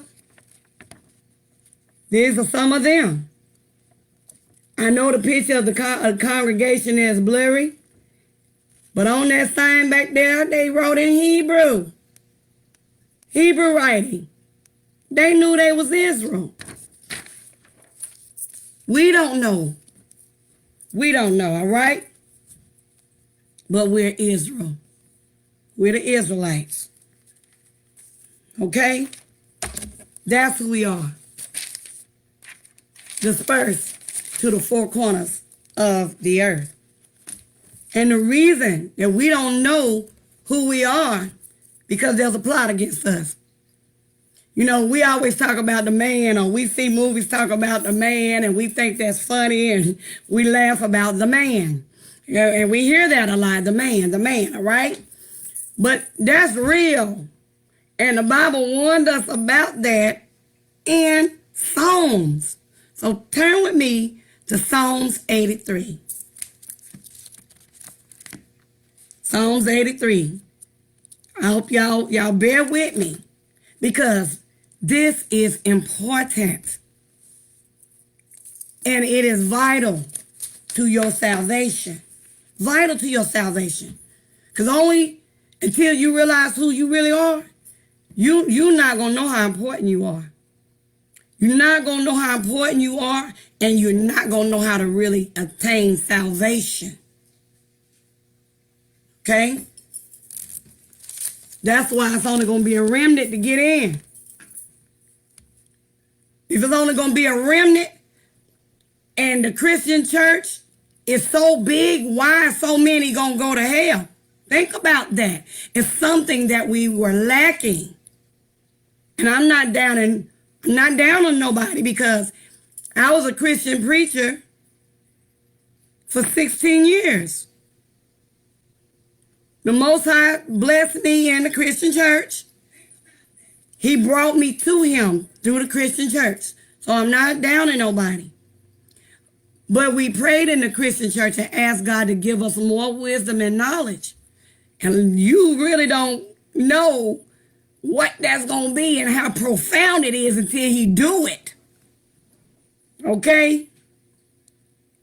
When we ask, we better be ready to get it, because it's real meat. Deep meat. All right? So I'm not downing nobody, because whether you recognize it or not, you are Israelites. If you don't know it, you are. Okay? All right. Psalms 83, verse 1 through 8. Let's talk about the man that consists of many men. Psalms chapter 83 says, "Keep not thou silence, O God. Hold not thy peace, and be not still, O God. For lo, thine enemies make a tumult, and they that hate thee have lifted up thy head. They have taken crafty counsel against thy people, and consulted against thy hidden ones." See, we the hidden ones. We were hidden from ourselves. We didn't know who we were. And God knew that we wasn't going to know it, because we forsook him. So he hid his face from us. Made us forget who we were. And here these people say that let's take crafty counsel against his people. and consult against thy hidden ones. Verse 4. They have said, come and let us cut them off from being a nation, that the name of Israel may be no more in remembrance. That's why we don't remember who we were. That's why they made us let us not read the Bible. That's why they wouldn't let us read it.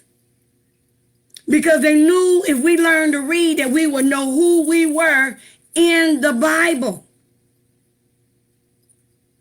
They cut us off from being a nation and put somebody else in our land. And those people took our land, took our language, took our heritage, and they still over there. But they are not us. They occupying it, but it ain't theirs. Somebody have a house for rent. Who's in their house occupied, but that ain't their house. That's not their land. So they cut us off from being a nation, scattered us to the four corners of the earth, that we may be in no more remembrance. Stopped us from reading.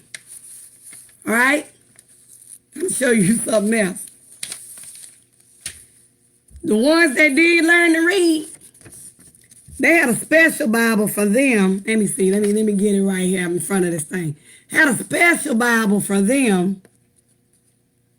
This says parts of the Holy Bible. It says, for the use of the Negro slave.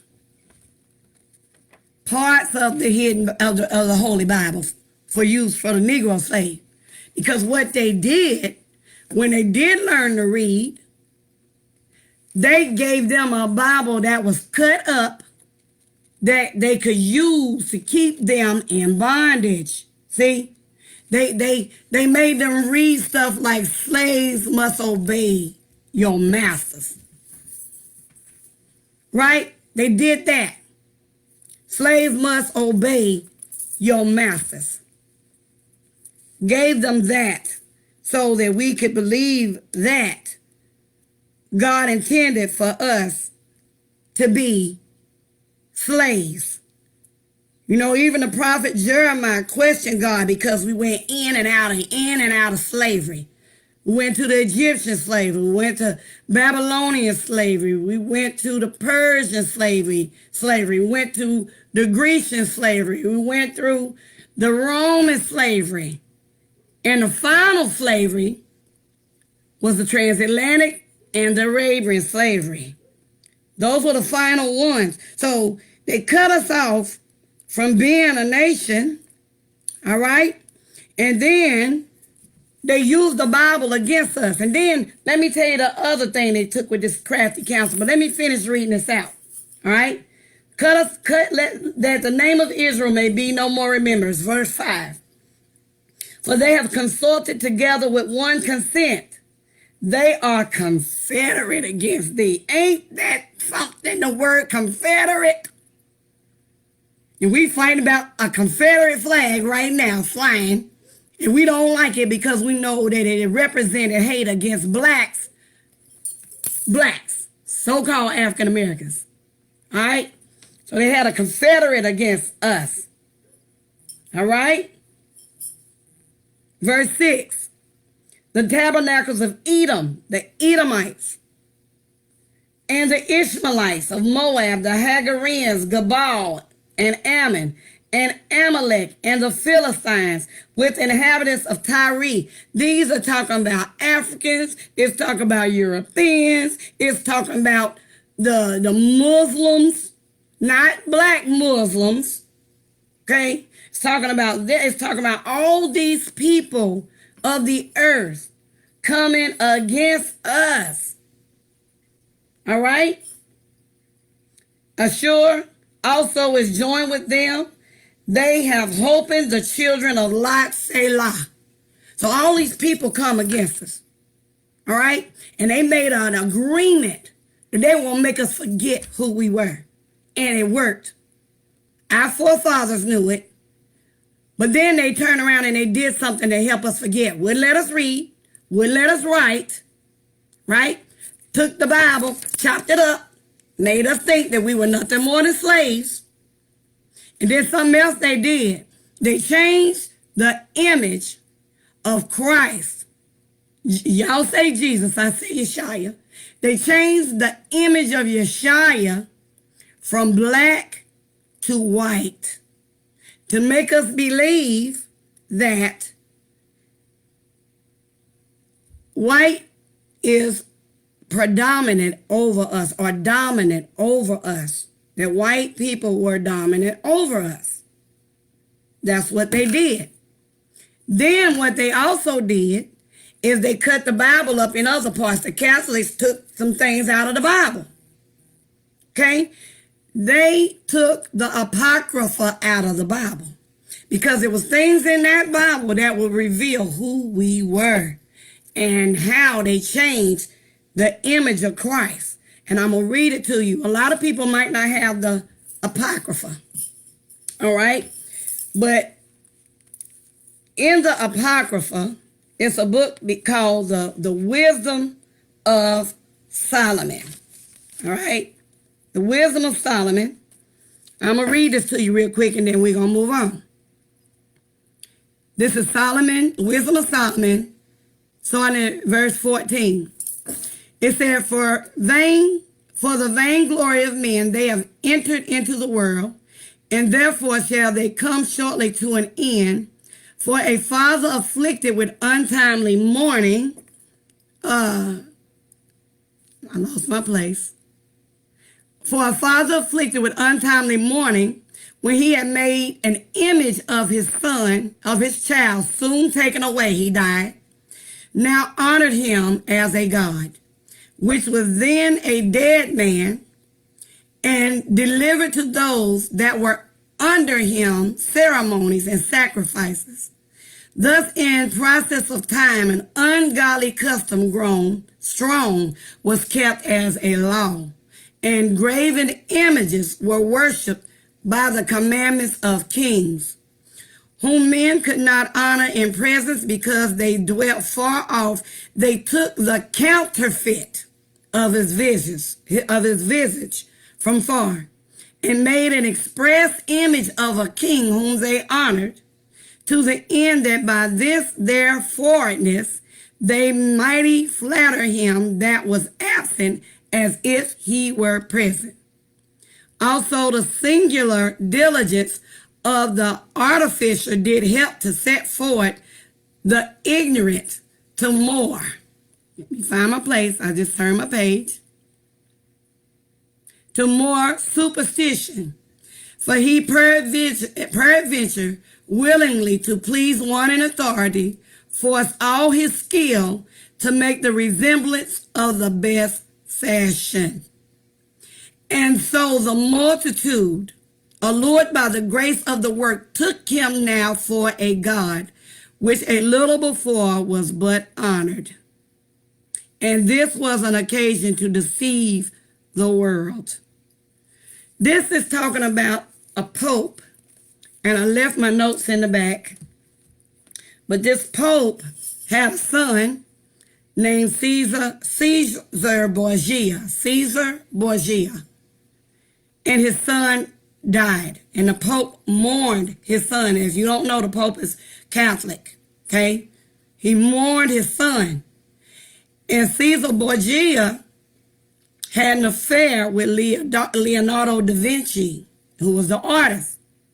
So when he died, his daddy, the Pope, made a decree and made Leonardo da Vinci paint a picture of his son, Caesar Borgia, as Christ, who was what we believe was Jesus coming up in the church with some people say brown hair, blue eyes, blonde hair, blue eyes, the European version. Okay? That's how that happened.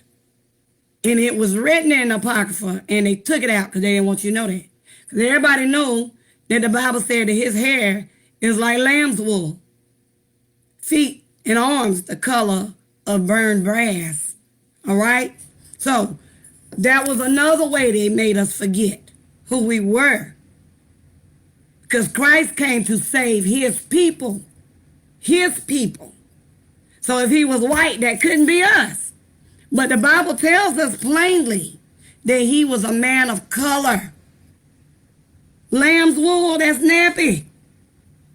Bronze, burned bronze, that's brown. It's all on the walls in Egypt. The slaves in Egypt, they were brown. They were Israelites. They were us. Okay? So that's the crafty counsel that it talks about, all right? Real quick, I'm going to go to Joel. Joel chapter 3. We're going to read verse 4 and 6. I hope y'all hanging on. Don't look at the time because this is so important. It is a matter of life and death for us, y'all. Okay? Joel chapter 3, verse 4 through 6. And it reads, Yea, what have ye to do with me, O Tyre and Zidon, and all the coast of Palestine? These are Africans, all right? Ye will render me a recompense, and if ye recompense me swiftly and speedily, will I return your recompense upon your own head. What you've done to me is going to be done back onto you. Okay? Verse 5. Because ye have taken my silver and my gold, and have carried into your temples my goodly, pleasant things. The children of Judah, the children also of Judah, and the children of Jerusalem have you sold unto the Grecians. White people. Africans sold us to white people. Grecians. That ye may remove them far from their border. That's what it's talking about. That's where it's talking about. That's what it's talking about. The Africans sold us to the Europeans. Tyre, T-Y-R-E is Africa. Africans. They wasn't selling their own people. Who would sell their own people? They sold outsiders. Us. But check this out. I said 4 through 6, but I'm going to go on because there's a recompense to pay. Verse 7. Behold, I will raise them out of the place where ye have sold them, and I will return your recompense upon your own head. So what they did to us, God is going to do back unto them. And I will sell your sons and your daughters into the hand of the children of Judah. That's us. Judah, that's us. Southern kingdom. The northern kingdom was still over there where Paul did his epistles. The southern kingdom, Judah, Benjamin, Levi, we're the southern kingdom. We were scattered to the four corners of the earth. That was us. He said, I will sell your sons and your daughters into the hands of the children of Judah, and they shall sell them to the Sabians, to a people far off, for the Most High hath proclaimed it.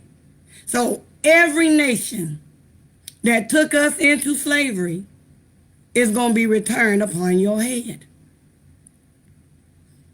And don't think, well, I didn't do it. I didn't do it. So why is it going to happen to me? Well, I wasn't in the wilderness with the children of Israel when they broke the law, statutes, and commandments. My grandmother, they grandmothers, we wasn't out there. But it fell upon us and our children. And we went into slavery. And we're still in the land of our captivity. That's here. America is the land of our captivity. We did not immigrate here. We were kidnapped on that slave ship and brought here. So we are still in the land of our captivity. This is not our home. But a recompense is going to be returned to those that sold us into slavery. All right? So, we're the southern kingdom. All right? So let us continue on. You can also look at Psalms chapter 137. I'm going to let you read that. Well, I don't know. I might take it on. Psalms chapter 137.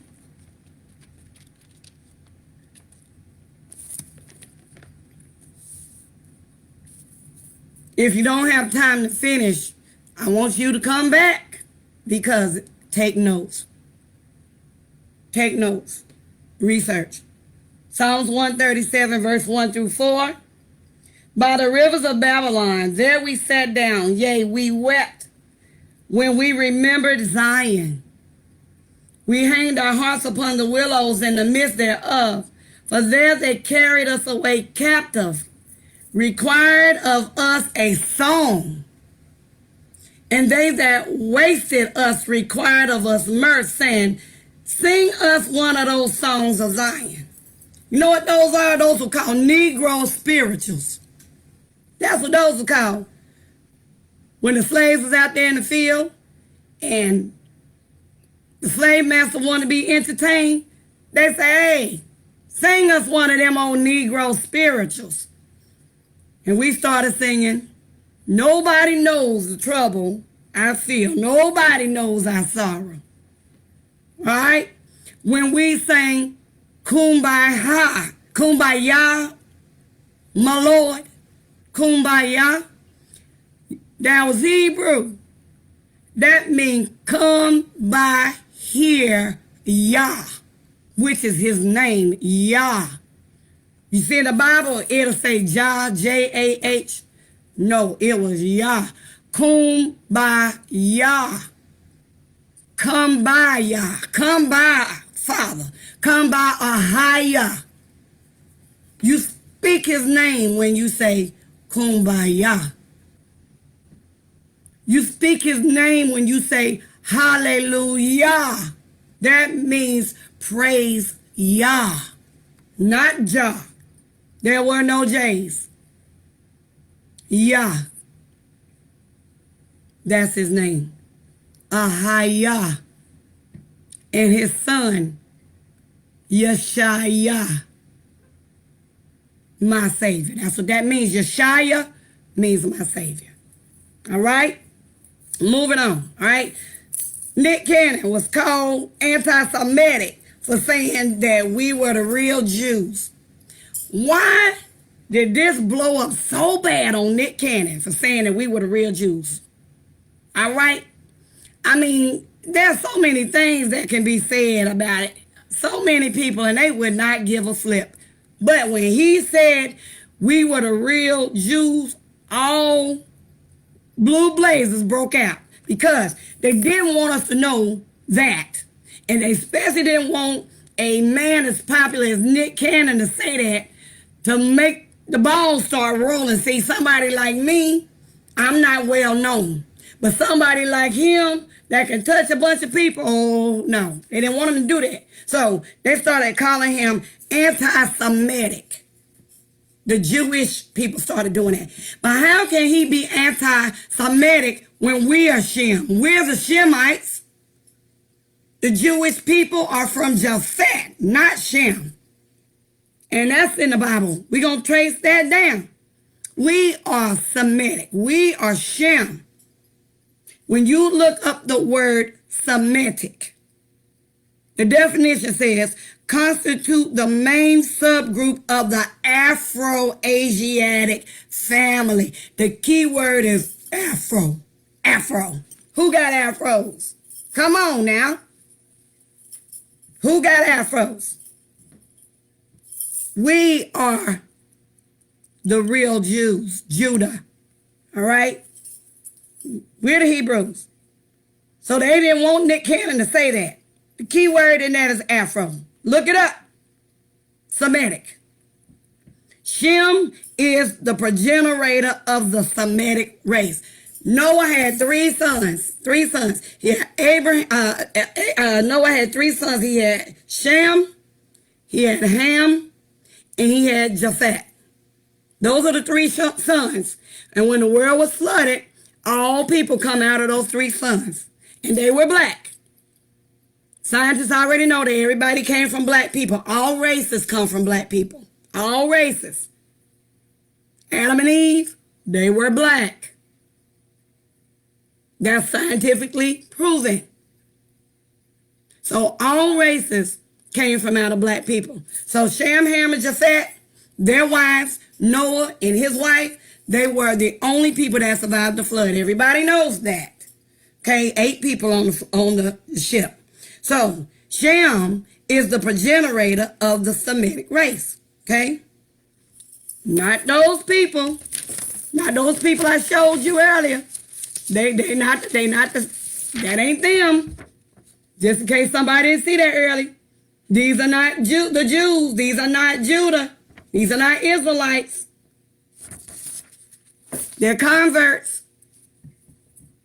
They're not us. All right? And I'm going to prove that. These people they're called Ashkenaz. Ashkenazi Jews. You probably can't see it. I got it wrote there. These are called Ashkenazi Jews. So let me prove this to you. Who is who? Okay? Let's go to Genesis chapter 9. Genesis chapter 9. We're going to start at verse 10. And we're going to read verse 2 and 3. And it's so important because so many of our people don't believe that we're Israelites. I'm not Israelite. I'm black. We ain't the real Israelites. That was a plot. That's what they wanted you to believe. Willie Lynch still got your mind. Right? As we go in here, as you're turning there, when they had their slave Bible in that church, and they had to read out that slave Bible, see that? Old Master sitting up there in that church, watching everything that they say. They better not read that Bible correctly. They better say exactly what they want them to say. Master was in that church, or he had an overseer in that church. There's the black congregation, and there's the black preacher preaching out of that broken Negro Bible. All right? And he had to say what they wanted him to say. We still have that mentality today because that was passed down to our forefathers. That was passed down through slavery. We forgot who we were because of what they were doing. And it ain't our fault because we didn't know. We didn't know. But God is waking us up. Waking us up. And people want to make fun about the awakening. They want to make light of it. You woke people this and you woke people that. Well, I'm going to tell you something. When it goes down and you remember what the woke people said, you're going to be looking for the woke people because what you need to know, you're not learning in your churches. You're not learning it. The one thing that's going to keep you out of glory is the one thing that you are denying. And you're not being taught it in your church. You're being taught opposite. The laws are done away with. That's what you're being taught. Not so. Okay? So let's keep moving. All right, Genesis. Let's talk about who Ashkenaz really is. They're not the Jews. Genesis chapter, no, let me go back. Let's go. I said Genesis chapter, let's do 9 and 18. Genesis 9 and 18. Then we'll go from there. Genesis chapter 9, verse 18. I hope you're listening. And the sons of Noah that went forth of the ark were Shem, Ham, and Japheth. And Ham is the father of Canaan. Now, Canaan is the Africans, the Egyptians, Ethiopians, Libyans, so forth. We'll break all that down, all right? And these are, make sure, I just wanted to read that part, 18, okay? That's who his three sons were, Shem, Ham, and Japheth. Now go to 10. Genesis 10, let's look at 2 through 3. And it reads, the sons of Japheth, Gomer, Magog, and Madai, and Javan, and Tubal, and Meshach, and Tyrus, and the sons of Gomer, who was Japheth's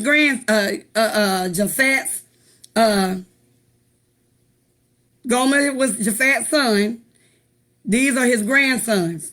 And the sons of Gomer, the first word is Ashkenaz. Okay?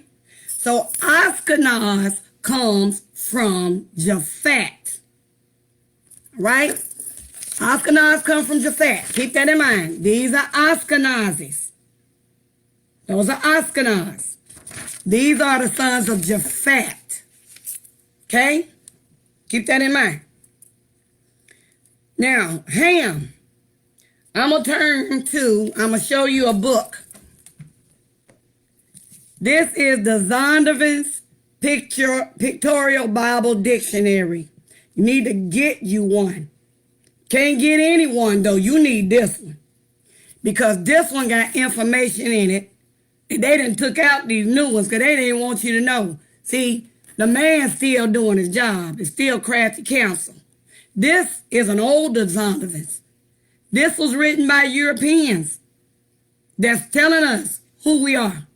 All right? Zondervan's Pictorial Bible Dictionary. Get you one. All right? So, I just read to you that Ashkenaz come through Japheth. All right? So, let's see who Ham come from, who Ham is. Ham, Shem, Japheth.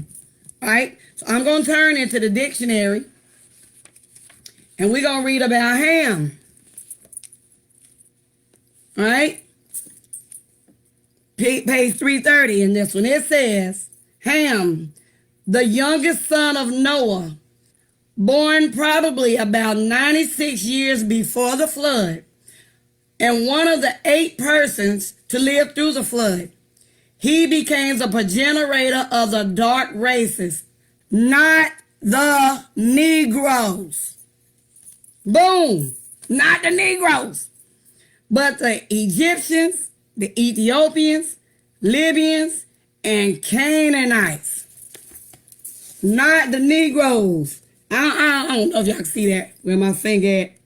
I don't know. You probably can't see that thing there. But it say, let me see, y'all, if I can get you closer. It say not the Negroes right there. Right there, let me see. I'm finding it. Not the Negroes. Right up over my nail. Not the Negroes.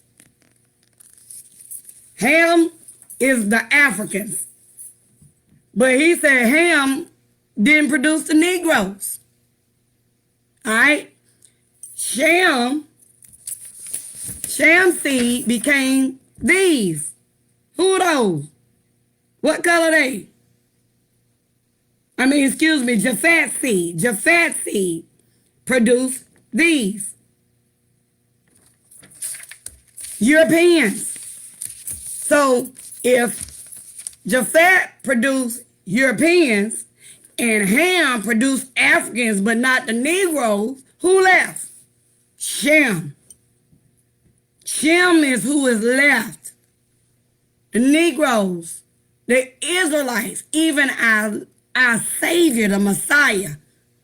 The Messiah in the Hebrew is Hamashiach. Even our Messiah, Hamashiach, Christ, came through Shem. All right? So, I'm going to read something else to you. I'm going to read the word ruddy. I'm going to read the word ruddy out of this Bible dictionary. The word ruddy. All right? The definition for ruddy. A word used to refer to a red or fair complexion in contrast to the dark skin of the Hebrews. Dark skin. It wasn't white, making Charlton Heston Moses on TV, making Elizabeth Taylor Cleopatra on TV. That's trickery of the mind. They want you to believe that the Hebrews and the Israelites was these. That ain't them, that's you, that's us. They knew that the Hebrews were black, dark skinned. And they know the same thing about Christ. Crafty counsel. Psalms 83, 1 through 8. Still going on. All right? So let's go back. Let's look at the genealogy. Let's look at Shem. Let's go to Genesis chapter 11. Hang in there with me, y'all. Genesis chapter 11.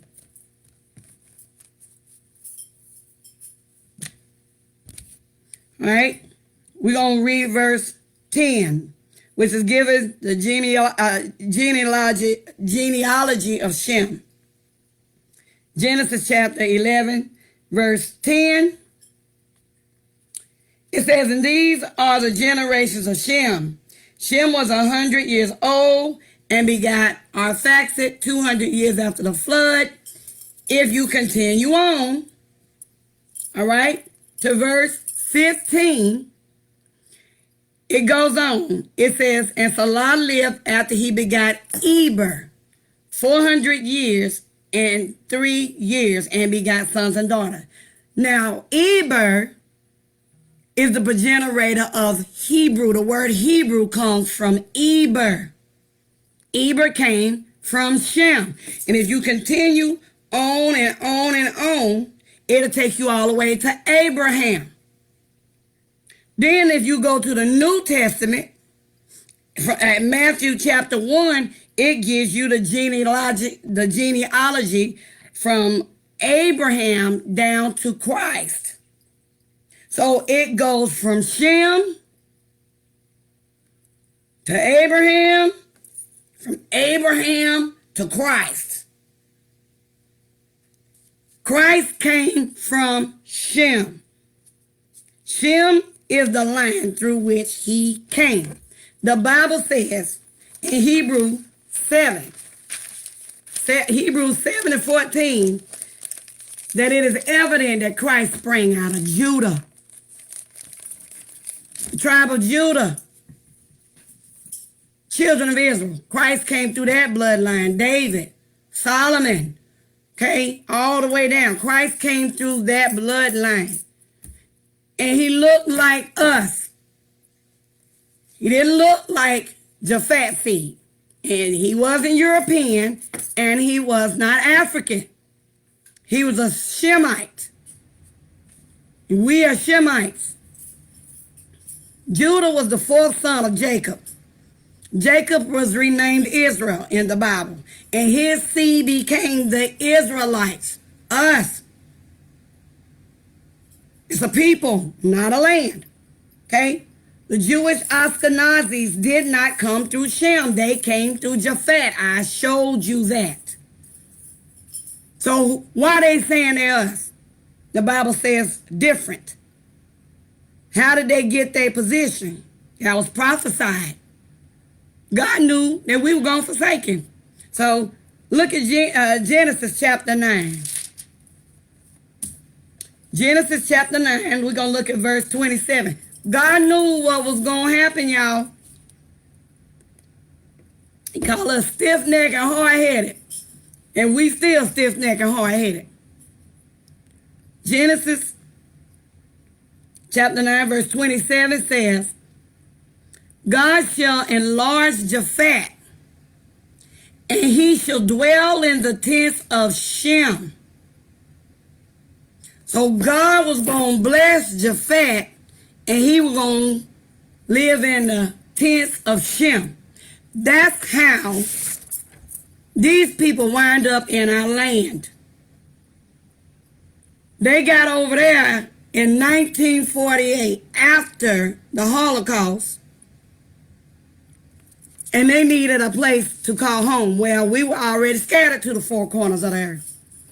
So after the Holocaust, which is not slavery, the Holocaust was not a 400-year slavery, because he said that we were going to go into Egypt again, bondage again. And when he said Egypt, they went into slavery 400 years over there, and we was in slavery 400 years over here.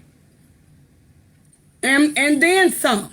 So that's how they wound up taking our rightful place.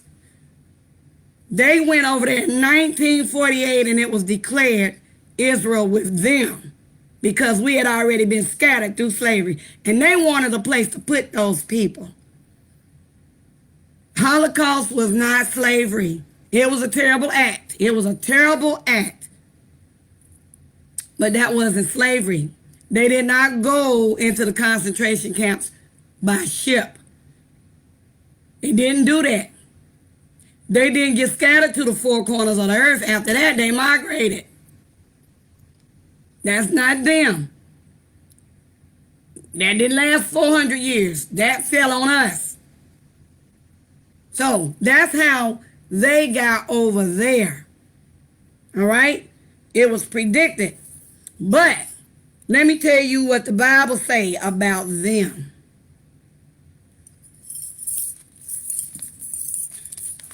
All right? I'm going to Revelations chapter 2. Revelations chapter 2. Oh, and even before I do that, I'm going to go back into the Zondervan's Bible Dictionary, Pictorial Bible Dictionary.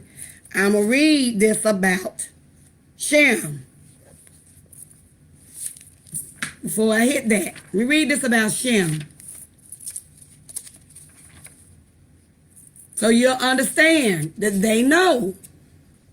He just want us to stay ignorant. God said he don't want us to be ignorant. Right? The scholars know. So let me read this to you about Shem. Let me find it. Here we go. Shem, Shemites, us, Christ, forefathers. Shem, the second son of Noah, and the progenitor of the Semitic race, Afro-Asiatic. That's us. Was born 98 years before the flood and lived 600 years, outliving his descendants for 9 generations, except in Eber, where the Hebrews come, and Abraham. In the racial prophecy, hear that? Racial prophecy, which Noah made after the event of his drunkenness, he mentions the Most High God of Shem. The 3 great monotheistic religions, Judaism, Christianity, and Islam, the 3 races, religions that we fall under, all had Semitic origins in the beginning.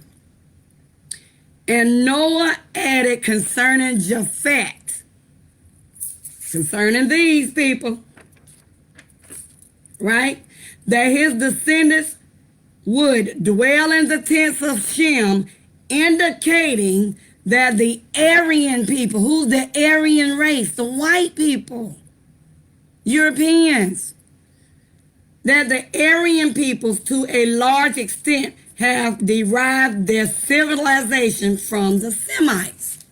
Ain't my words, the scholars are telling y'all that. The scholars are telling y'all that. Wake up. Time to wake up, Jacob. Time to wake up, Jacob. My shirt said, Jacob is real. Jacob, Israel. Israel. That's us.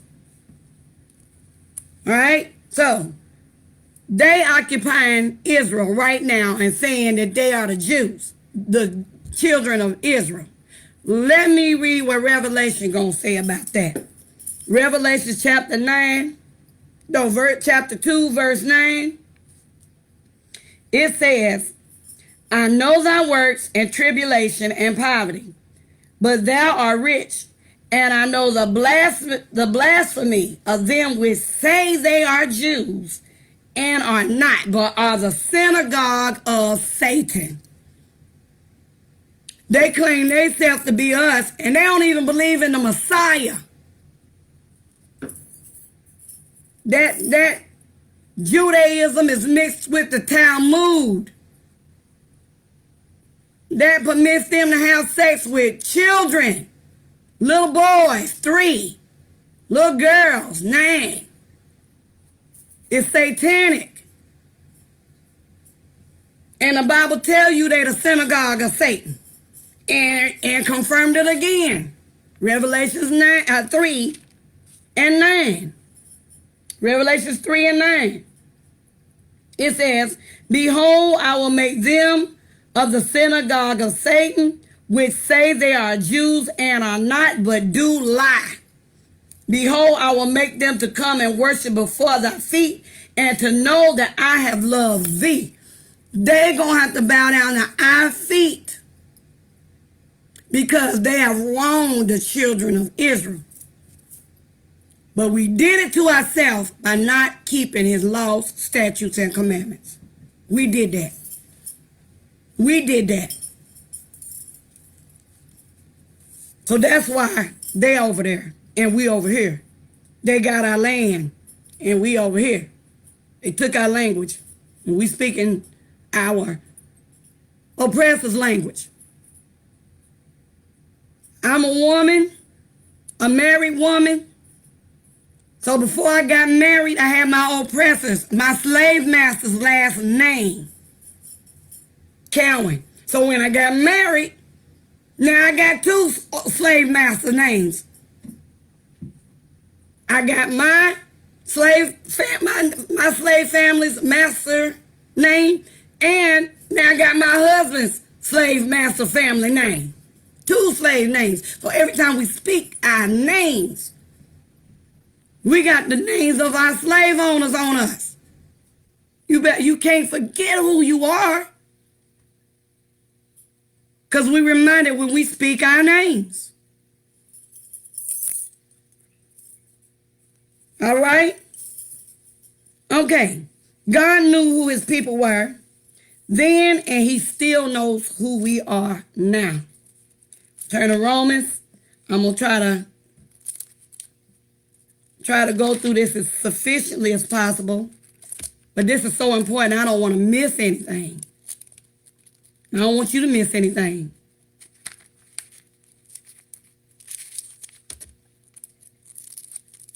Turn to Romans.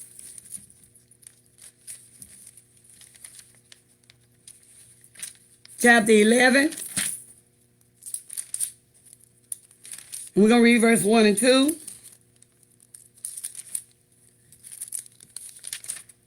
Romans 11, verse 1 and 2. All right. It says, I say then, has God cast away his people? This is a question. Have God cast away his people? God forbid. He ain't cast us away. And we have people out here saying that the Israelites are no more. Yes, we are. If we ain't no more, where we gonna come from in the end times? Where we coming from if we ain't no more people? We are still his people. And he has not cast us away. He said, this is Paul talking, for I also am an Israelite of the seed of Abraham and of the tribe of Benjamin. Tribe. Black people called tribes. White people groups are called clans.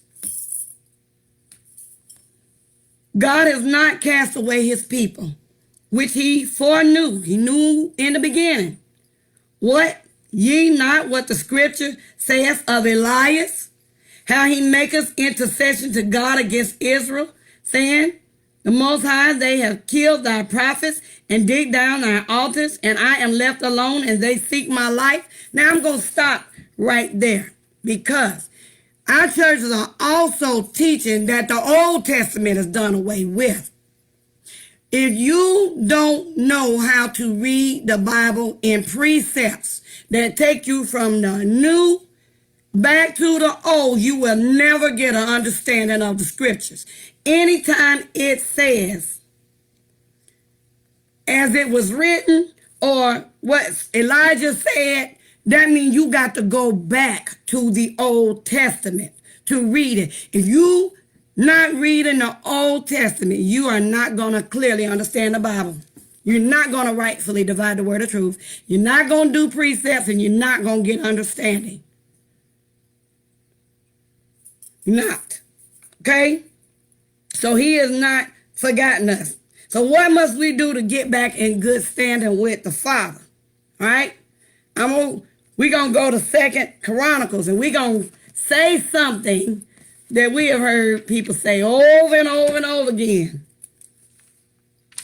and ain't got no idea what they saying. A lot of times we read scriptures and it sounds good, so we say it and don't know the meaning. 2 Chronicles chapter 7.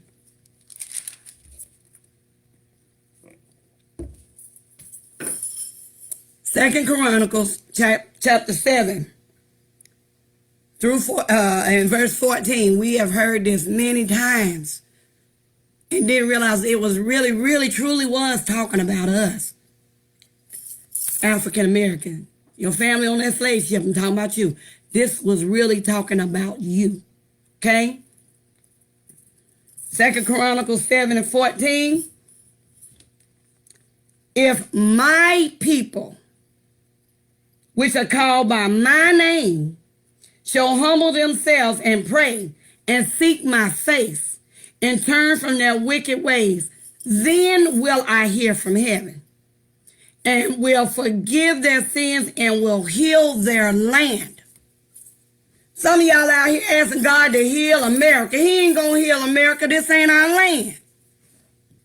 God's allowing this to happen. Singing songs, break every chain. The Most High have cursed us. You can't break that till we go back to his law, statutes, and commandments. And until we seek his face. He did not deliver the children of Israel from Egypt until they called out to him in one accord. They called out to him. And he heard their cry. Until we call out unto the Most High and do what this says, humble ourselves. And you need to pray. And you need to seek his face. And turn from your wicked ways. We live in a day that they say evil is good and good is evil.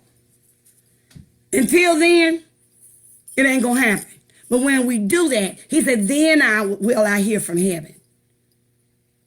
Then he will forgive our sins and heal our land. Israel is our land. Israel, not America. All right? So the key word here is called by my name. So I'm going to turn to Jeremiah chapter 13. My people that are called by my name. Jeremiah chapter 13, verse 11.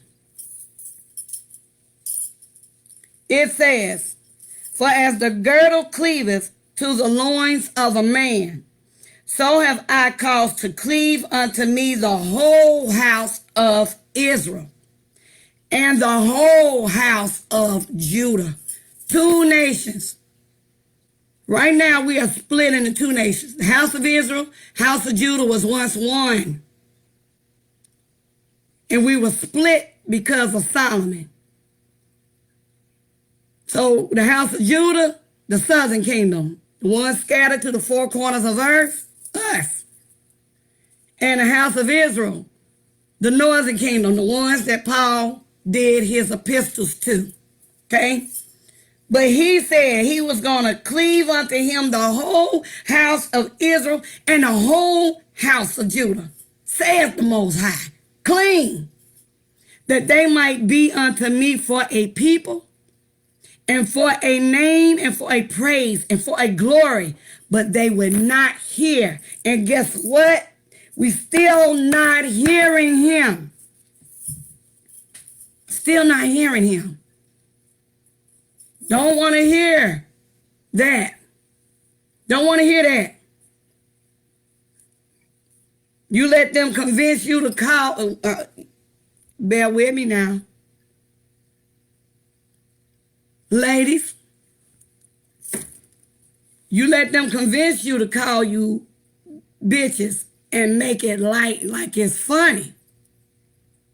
And you receive that.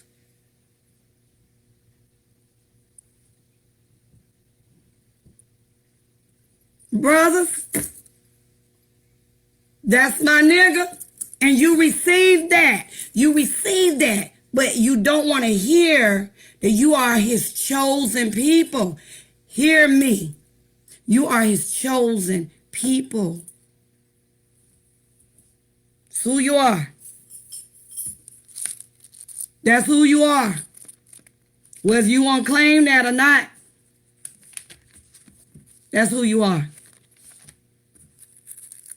Turn to Isaiah 43:1.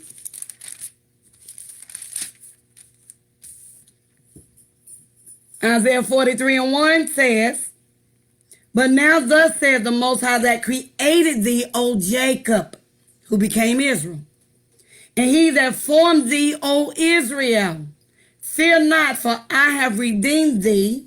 I have called thee by thy name. Thou art mine. He said, you are mine. You are his people. You are his people. You're his people.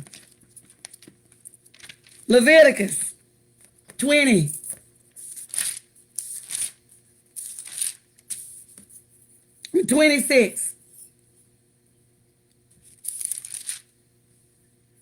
And ye shall be holy unto me, for I, the Most High, am holy, and have severed you from other people, that ye should be mine.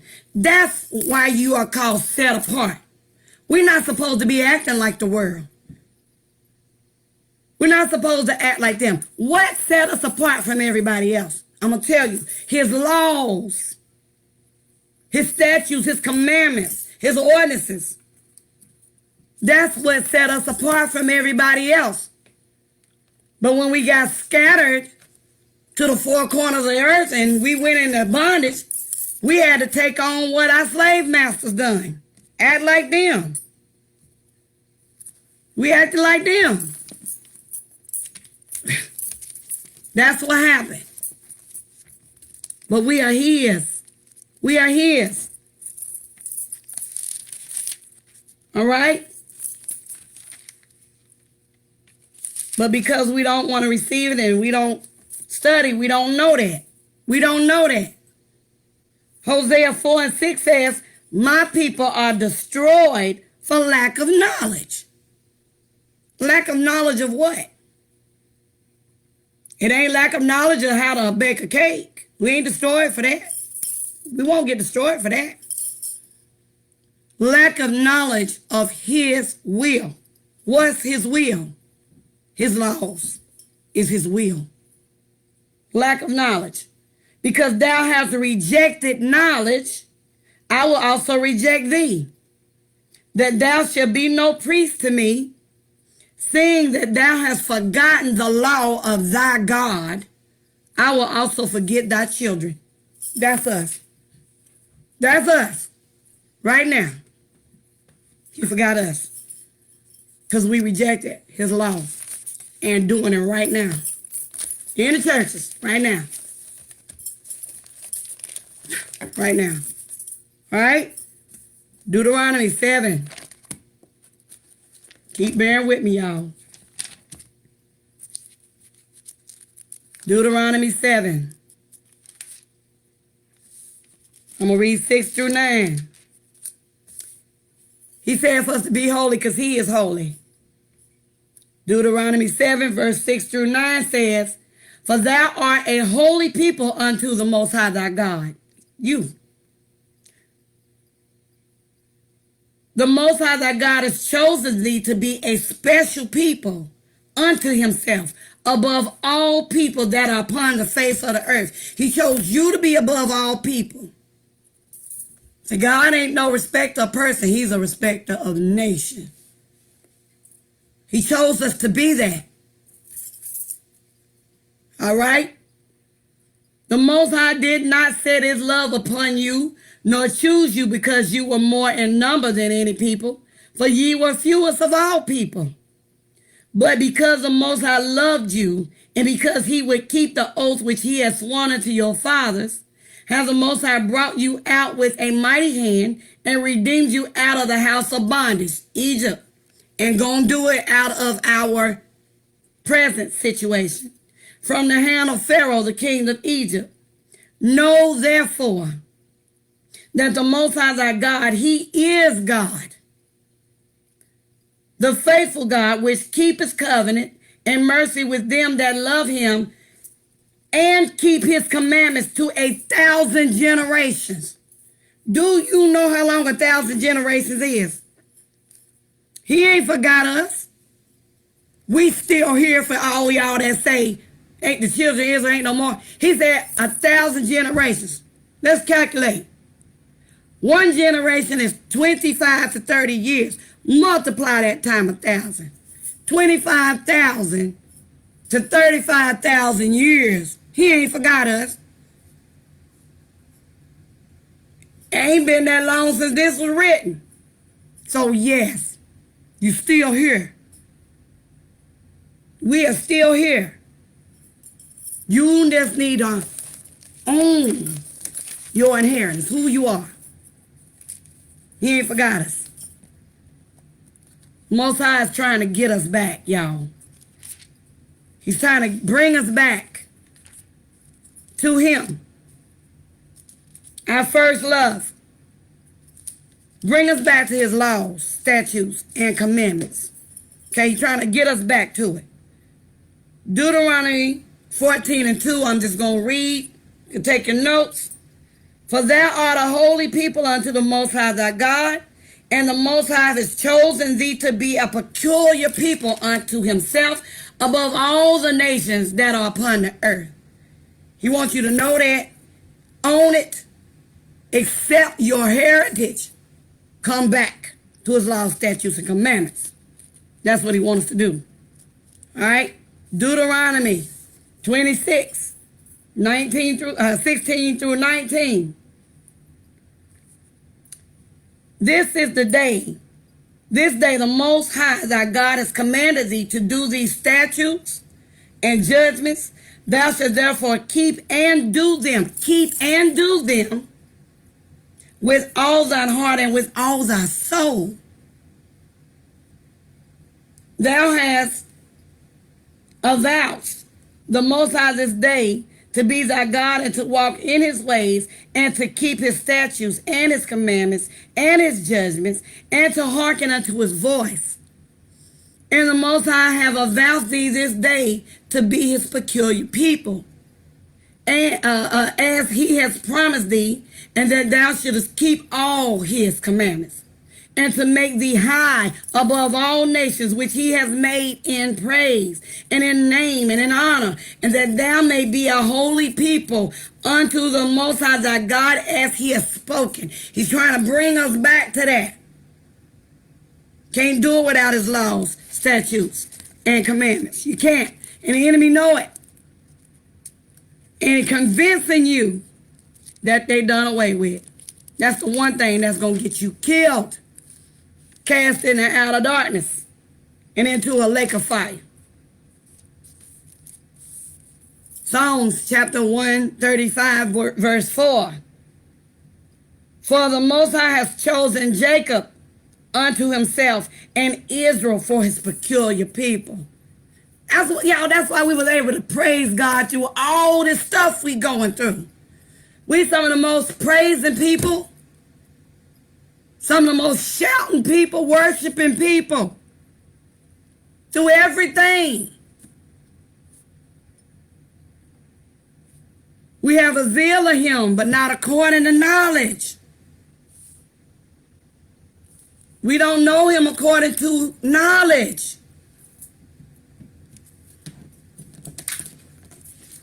All right? I'm going to go to 1 Peter. He's trying to get us back to that, y'all. You can write down Exodus 19, 5 and 6. I don't want to skip, because it's so important that you get it.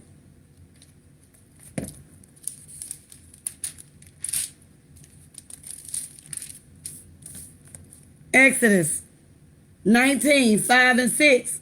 Now therefore, if ye will obey my voice indeed and keep my covenant, then shall ye be a peculiar treasure. Then you should be a peculiar treasure unto me above all people, for all the earth is mine. And ye shall be unto me a kingdom of priests and a holy nation. These are the words which thou shalt speak unto the children of Israel. He's trying to get us back to that. All right? So first, let's go to 1 Peter.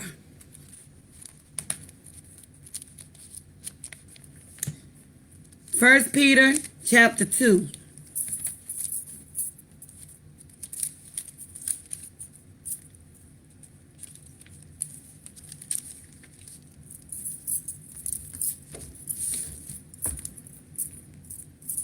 First Peter chapter 2.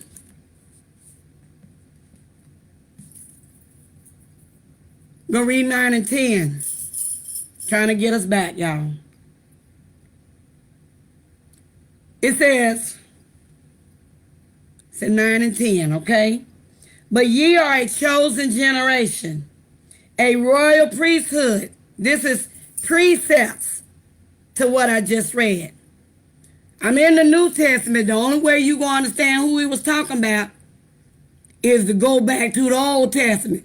It ain't obsolete. The Old Testament ain't obsolete. And you ain't going to know what he talking about unless you understand precepts. So I'm precepting those scriptures from the Old Testament. But ye are a chosen generation, a royal priesthood, a holy nation, a peculiar people, that ye should show forth the praise of him who has called you out of darkness into his marvelous light, which in time past, talking about the Old Testament, were not a people, but are now the people of God, which had not obtained mercy, but now have mercy. What did he mean by that? He divorced us in times past. He cut us off because we broke his laws, statutes, and commandments. He cut us off. So in times past, he said, I ain't going to be your God and you ain't going to be my people. But now we are his people. Now he is our God, all right? So, Joel chapter 2, verse 25 through 28. I know I'm going swiftly. It reads, and I will restore to you the years that the locusts have eaten, the cankerworm, and the caterpillar, and the palmer worm, my great army which I sent among you. And ye shall eat in plenty and be satisfied, and praise the name of the Most High your God that has dwelt wondrously with you, and my people shall never be ashamed. Shall never be ashamed. And ye shall know that I am in the midst of Israel. He's still with us. And that I am the Most High your God, and none else. Allah ain't your God. Buddha ain't your God. The God of Abraham, Isaac, and Jacob, that's your God. God of this Bible. And my people shall never be ashamed. And it shall come to pass afterwards, talking about the days to come. Don't forget, we are in the prophets, Joel. Some of the things in the Old Testament have not come to pass. So the Old Testament is not obsolete. And it shall come to pass afterward that I will pour out my spirit upon all flesh of Israel. And your sons and your daughters shall prophesy, and your old men shall dream dreams, and your young men shall see visions. And also on the servants and upon the handmaids in those days will I pour out my spirit. He's talking about to come. All right? So he's trying to bring us back. He's trying to bring us back. They're trying to make you ashamed of who you are. And this ain't new because I never seen the Black Panther Party hang anybody from trees. But they called them a hate group. When all they were doing were trying to protect us from police brutality and racism. But they were called a hate group. And I never seen them commit the crimes on other nations like what was committed on us. They are doing the same thing today. They're trying to make you believe that Israelites are a hate group. We are not a hate group. That is our nation. That is our nation. We're not a hate group. They want you to be ashamed to say that you are a Hebrew. They want you to denounce that. They want you to keep acting like you thugs and divas instead of a holy nation. That's what they want you to do. So he's trying to bring us back. Trying to bring us back. All right? I'm going to Isaiah 45.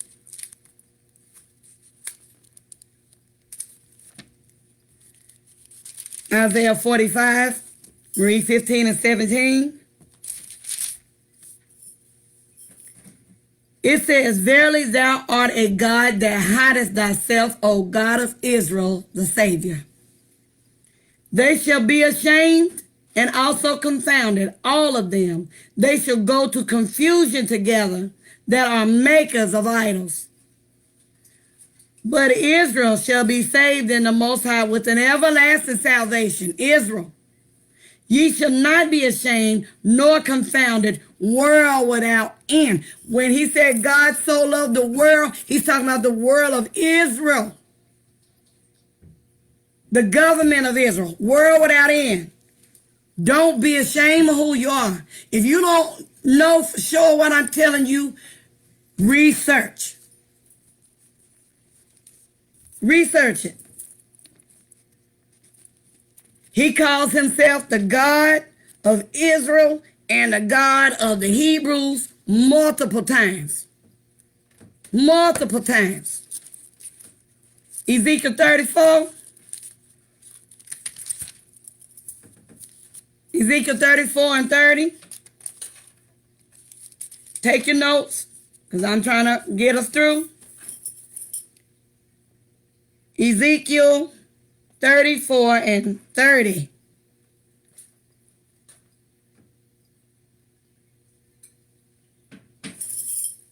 I think I might have miswrote. Oh, wait a minute. I see what I did.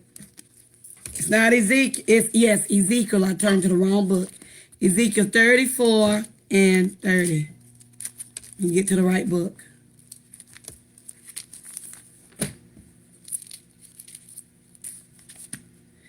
Ezekiel 34 and 30.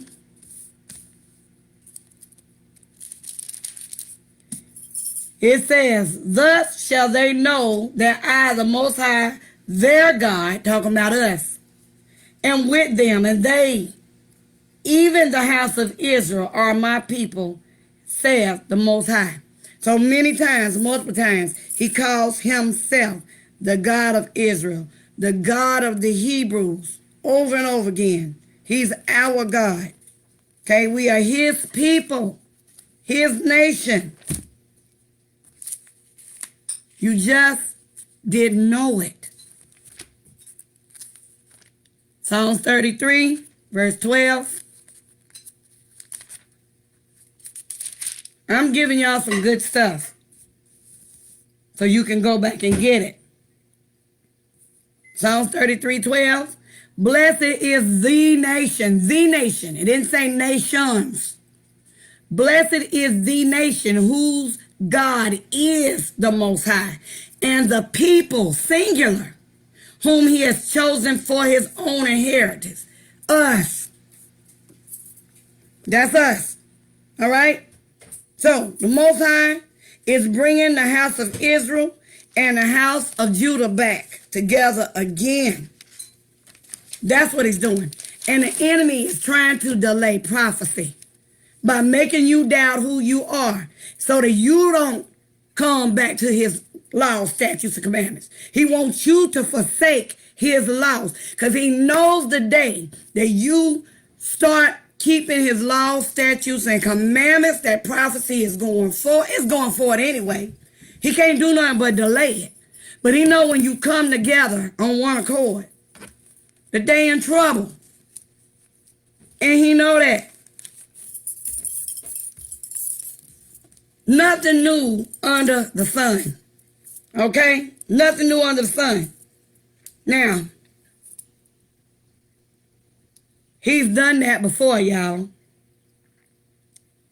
Trying to make us not know who we are. Forget who we are. This has happened before. All right? It happened in the Bible with Shadrach, Meshach, and Abednego. They went into captivity. Okay?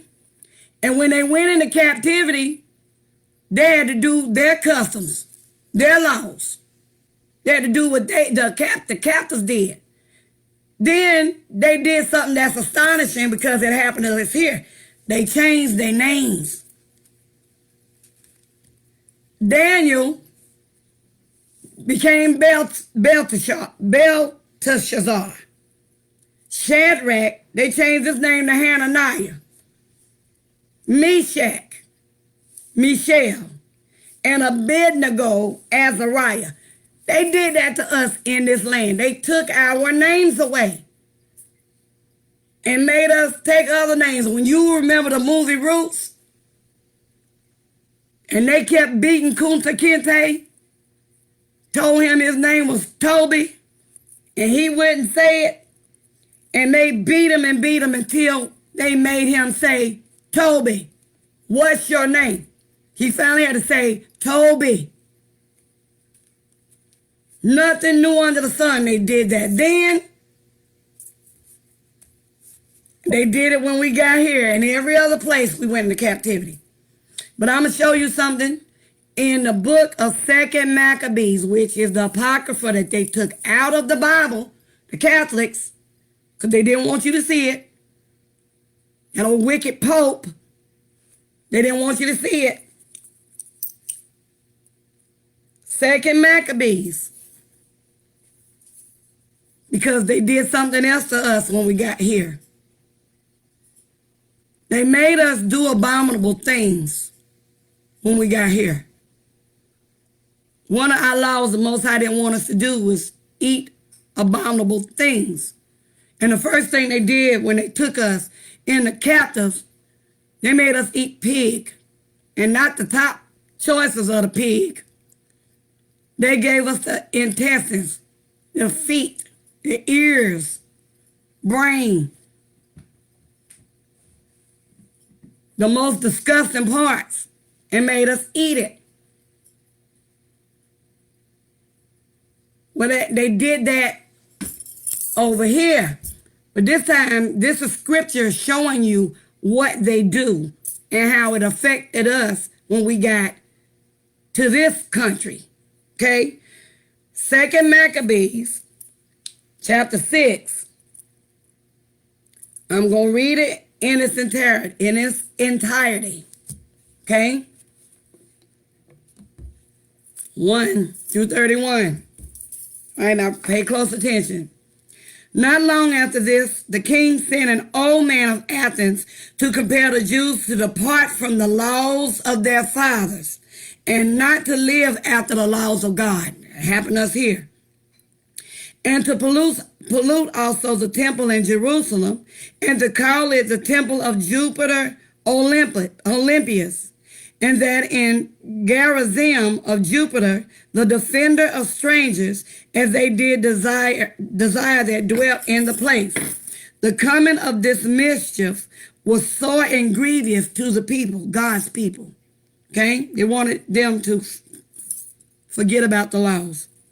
For the temple was filled with riot and reveling, and by the Gentiles who dallied with harlots and had to do with women within the circuits of the holy places, defiled the holy places. And besides that, brought in things that were not lawful. The altar also was filled with profane things which were forbidden. Neither was it lawful for a man to keep the Sabbath days or ancient fast, or to profess himself to be a Jew. When we got here, we had to quit keeping the Sabbath days. They took it from us and made us go to church on Sundays, Sunday worship. The Sabbath was established for his people. And he hollowed it for us. And in the day of the king's birth every month, they were brought by bitter constraint to eat of the sacrifices. And when the fast of Bacchus was kept, the Jews was compelled to go in procession to Bacchus carrying ivy. They made them eat abominable foods, foods that the law forbid them to eat. They forced them to eat it. Moreover, there went out a decree to the neighbor cities of the heathen by the suggestion of Ptolemy against the Jews, that they would observe the same fashions and be partakers of their sacrifices, made them forego their customs, the holy customs and laws, and made them take on the pagan customs that we do right now today. We're doing them today. And whoso would not conform themselves to the matter of the Gentiles should be put to death. He did that to the slaves. Then might a man have seen the present misery, for there were 2 women brought who had circumcised their children, whom when they had openly led round about the cities, the babies handing at their breasts, they cast them down headlong from the walls. When the ladies circumcised their babies, the Israelites, which was a custom, they killed the babies. They did that to us when we got here. They fed our babies to alligators, called them gator bait. Used our babies for bait. Nothing new under the sun. It wasn't just first happening here, not even that. They fed our babies to the alligators in Egypt. Don't forget that. That's why Moses was in that basket, feeding the babies to the alligators. And it come down to us through the years and happened right here on this land. So they killed their babies. And others that had run together into caves nearby to keep the Sabbath day secretly, being discovered by Philip, were all burned together because they made a conscience to help themselves for the honor of the most sacred day. They died to honor his laws. And we ain't want to do them. Now I beseech those that read this book that they be not discouraged for these calamities, but that they judge those punishments not to be for destruction, but for a chastening of our nation. For it is a token of his great goodness, when the wicked doers are not suffered any long time, but forthwith punished. For not as with other nations, whom the Most High patiently forbear to punish, till they be come to the fullness of their sins, too dealeth he with us, lest that, being come to the height of sin, after that we should take vengeance of us. He's going to take care of that. And therefore, he never withdrawed his mercy from us. God has winked at our ignorance. It's because of his grace and mercy that we ain't been stoned and put to death for bidding to do his laws. He winked at our ignorance, but he ain't gonna wink forever. All right? But let this that we have spoken be a warning unto us. And now will we come to the declaring of the matter in a few words. Eleazar, one of the principal scribes, an aged man, and of well-favored countenance, was constrained to open his mouth and to eat swine's flesh. He didn't want to do that. But he choosing rather to die gloriously than to live stained with such an abomination, spit it forth, and came of his own accord to torment. As it behooved them to come that are resolute to stand out against such things as are not lawful for love of life to be tasted. This man chose to die than to eat swine's flesh, which is an abomination. And they forced that on us, and now we don't want to stop eating it. We don't want to stop eating it. All we got to do is bless it, and it's okay. That ain't what the Bible said. God is not going to bless an abomination. Come on. You can't bless what he detests. We don't have understanding of what the scripture means. Okay? But they that had the charge of that wicked feast, he called that wicked, for the old acquaintance they had with the man, taking him aside, besought him to bring flesh of his own provisions, such as was lawful for him to use. They let him eat lawful foods. Chicken, lawful. Beef, lawful. Deer, lawful. Pig is not lawful. Shrimp, lobster, crab, frog legs, rabbit, those are not lawful. He never changed that. You just admit you're just misinterpreting the Bible. Okay? They brought him things he could eat, and make as if he did eat of the flesh taken from the sacrifice commanded by the king, that in so doing he might be delivered from death. And for the old friendship with them they find favor. But he began to consider discreetly, and as he became his age, and the excellency of his ancient years, and the honor of his gray hair, whereon was come, and his most honest education from a child. Or rather, the holy law is holy. The law is holy, made and given by God. Therefore he answered accordingly, and willed them straightway to send him to the grave. For it becometh not our age, say he, in any wise to dissemble, whereby many young persons might think that Eleazar, being 80 years old and 10, that made him 90 years old, were now gone to a strange religion. See, they tried to give him flesh that was lawful because they loved him. They didn't want him to die. So they pretended that he was eating swine and all this other things. And the man had to think about it. He said, wait a minute. He said, I would rather die than to eat these foods, which I know are lawful, but make people think I'm eating unlawful things. He said, I'd rather die.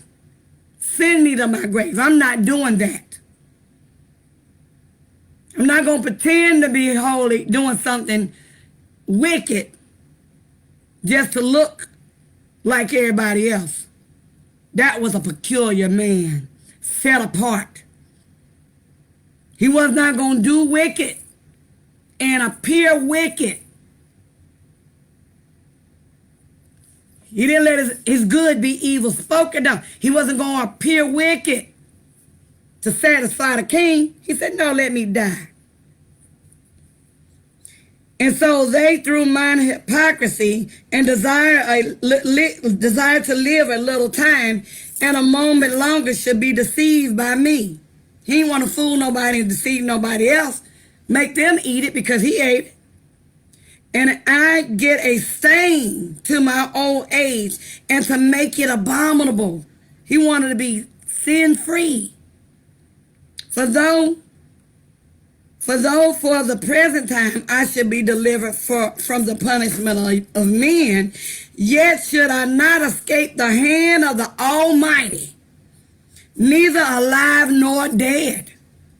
Wherefore now, manfully changing this life, I will show myself such a one as mine age require. He said, I'm going to show myself wise and holy, and leave a notable example to such as be young to die, willing and courageously for the honorable and holy laws. He said, I am going to die honorable for the holy laws. I'm going to be a martyr and allow the young people to see. I'm going to sacrifice my life for my God. That's what he did. And when he said these words, immediately he went to the torment, 90 years old. They that led him, changing the good will, they bear him a little before into hatred, because the foresaid speeches proceeded, as they thought, from a desperate man. But when he was ready to die with stripes, he groaned and said, it is manifest unto the Most High, that has the holy knowledge, that whereas I might have been delivered from death, I now endure sore pains in body by being beaten, but in soul am well content to suffer these things, because I fear him. He suffered being beat to death because he wasn't going to forsake the law, because he feared the Most High, a higher. Hallelujah. And thus this man died, leaving his death for an example of a noble courage and a memorial of virtue, not only unto young men, but unto all his nation. They took that out of the Bible because they didn't want you to do what he did. He was not going to forsake the law, statutes, and commandments. He chose death because he feared God. And they didn't want you to see that. They took that out. They took where they changed Christ out. They didn't want you to see that. So they did all these things. Then in Apocrypha, in this country, they did it too.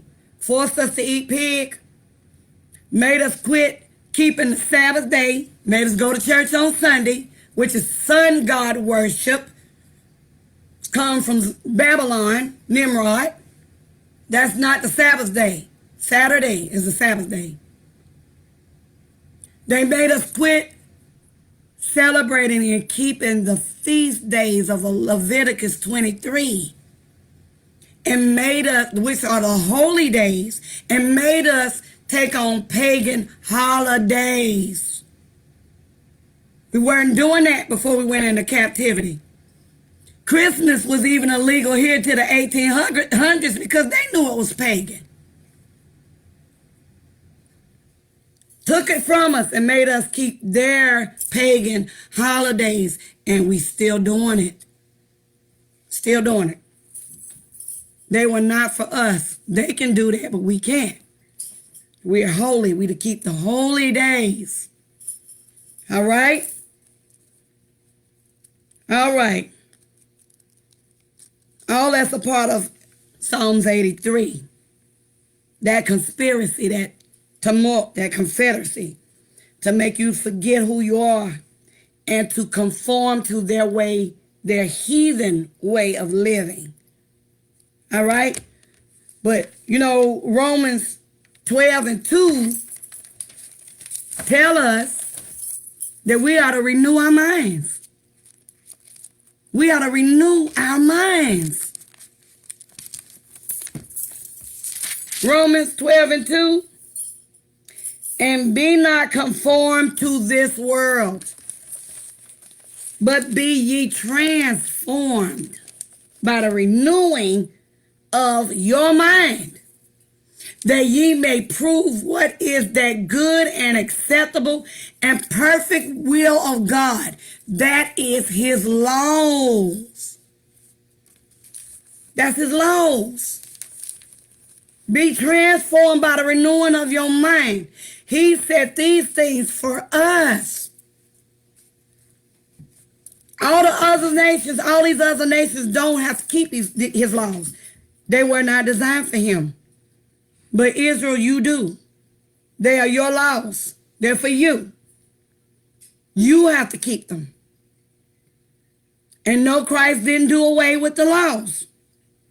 He didn't do that. See, we go to seminary schools and all these theology schools, and we are taught the Bible by European standards. They taught us that we weren't supposed to keep the law because it ain't for them. They don't have to keep the law. It wasn't for them. So we learned the Bible through European eyes. No, the law ain't for them.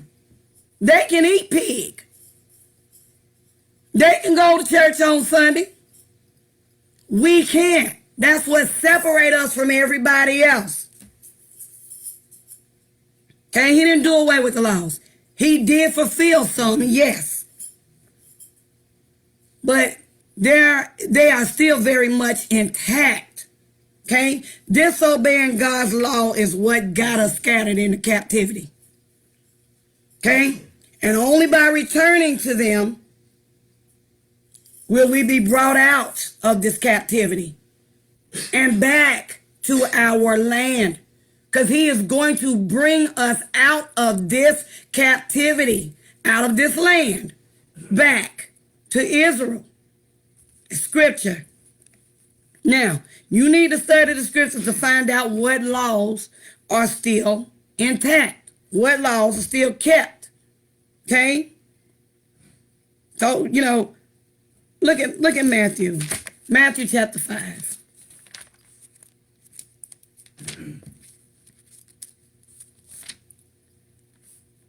Matthew chapter 5. And we're going to read 17 and 18.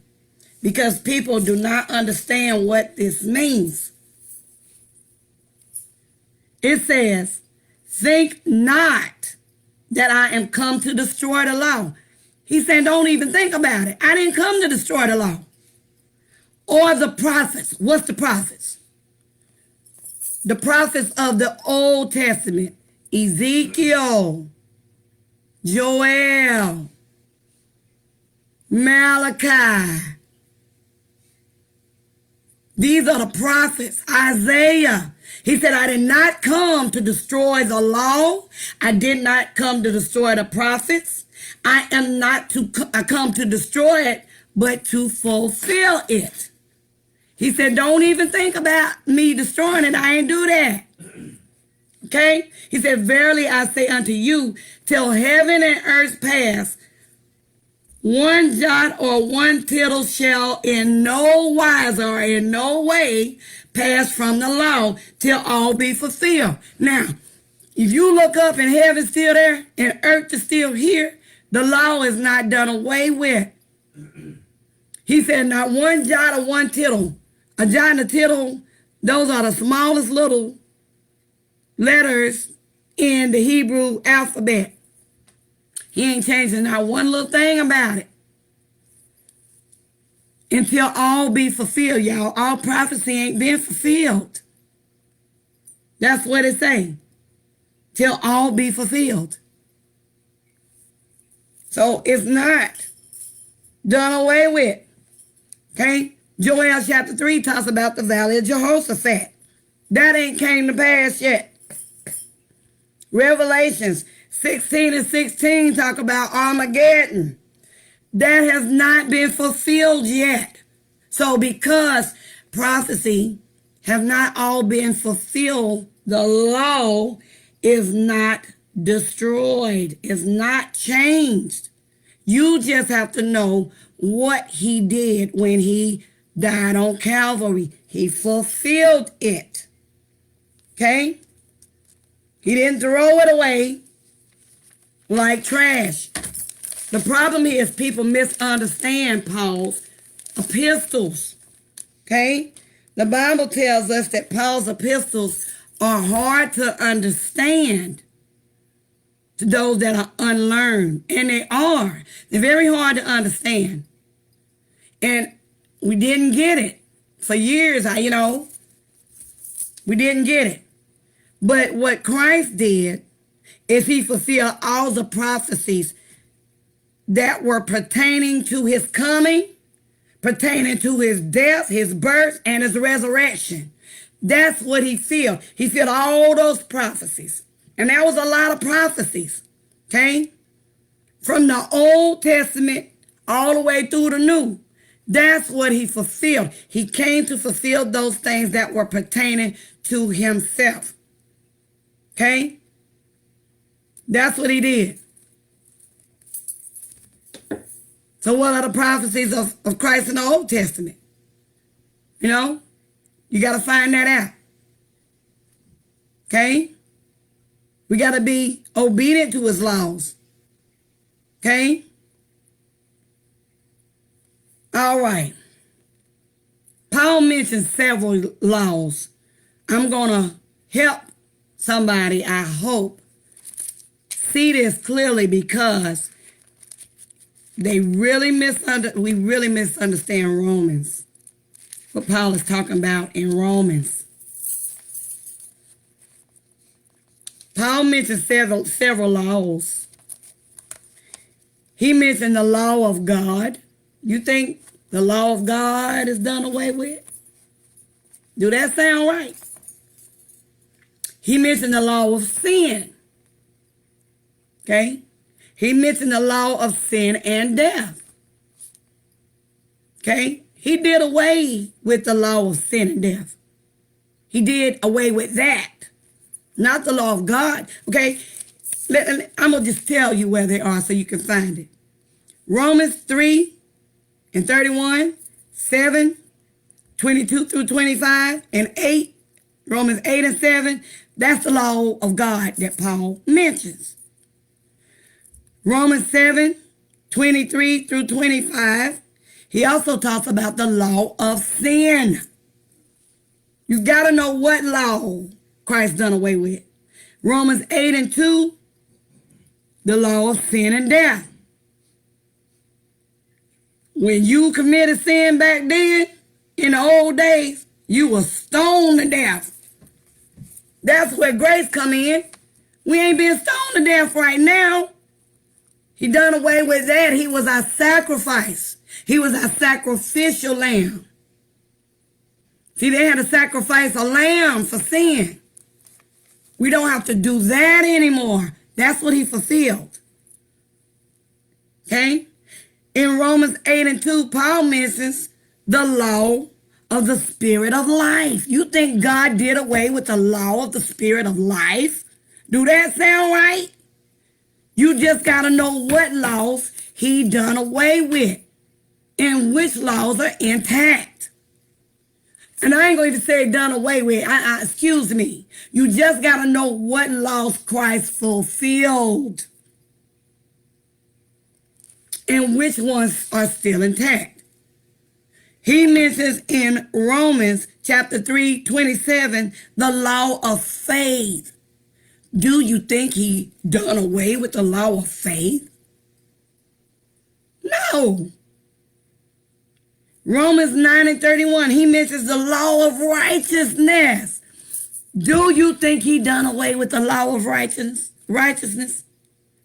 These are the law, these are laws. And then in 1 Corinthians 9:21, he mentions the law of Christ. So Christ did away with all of that? No, he didn't. We just don't have good understanding of what Paul is saying. And Paul himself said that he didn't do that. He did not preach against the laws. Matter of fact, to prove that, he took a Nazarite vow to show that he was still keeping the law. He shaved his head and took a Nazarite vow to prove that he still kept the law. Okay? So you got to understand what that means. What does it mean not being under the law but under grace? See, you would think that means I ain't under the law. No, that's not what that means. Okay? What that means, I'm going to give you an example. At one time, if a cashier would have gave me too much money, I'd have pocketed that money. I'd have kept that money and went out about it and wouldn't have cared about what happened to the cashier I was stealing. So, there is a law in the Bible that says thou shalt not steal. So because I broke that law, then that I'm up under the law that says thou shalt not steal. It was supposed to convict me to not steal. Now, the person I am today, if a cashier gives me too much money today, I'm not going to keep it because I'm not a thief. I'm going to give it back to her. So that law is not for me. I'm not a thief. It don't apply to me. I'm not under that law. See, if you commit fornication, then you are up under the law that says thou shalt not commit fornication. But if you are keeping yourself pure and you are not fornicating, then you are not up under the law. You are up under the law of the things that you struggle with that are sin. That's what that means. That's what it means. It don't mean that you ain't up under none of the laws. Do you think that you can you marry? Is it right for an uncle to marry his niece or a brother to marry his sister? Is that right? No. We know that's nasty. But where do we get that from? The law. Because at one time they was able to do that. Until God gave a law that said you can't do that. He gave a law that says you can't do that. So until laws came, there was no sin. But once laws came, then we know what is considered sin. So that's what that means. If you're not doing a particular sin, you are not up under that law for that sin. If you're eating pork, you're up under the law that you should not eat abominable things. If you're not eating pork, you are not up under that law. The law is what lets us know right from wrong. We need to get understanding. Our people are destroyed for lack of knowledge. Okay? So that's what that means. You have to figure out what the context of those scriptures mean. All right? So it is by the law of God that we define sin. All right? Turn with me to 1 John chapter 3 and 4. What is sin? What is sin? Okay? For everybody that's saying that the laws are done away with. And I just let you know what it really means. What is sin? Let's go to 1 John.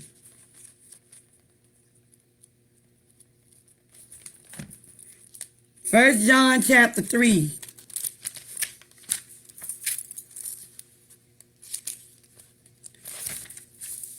First John chapter 3.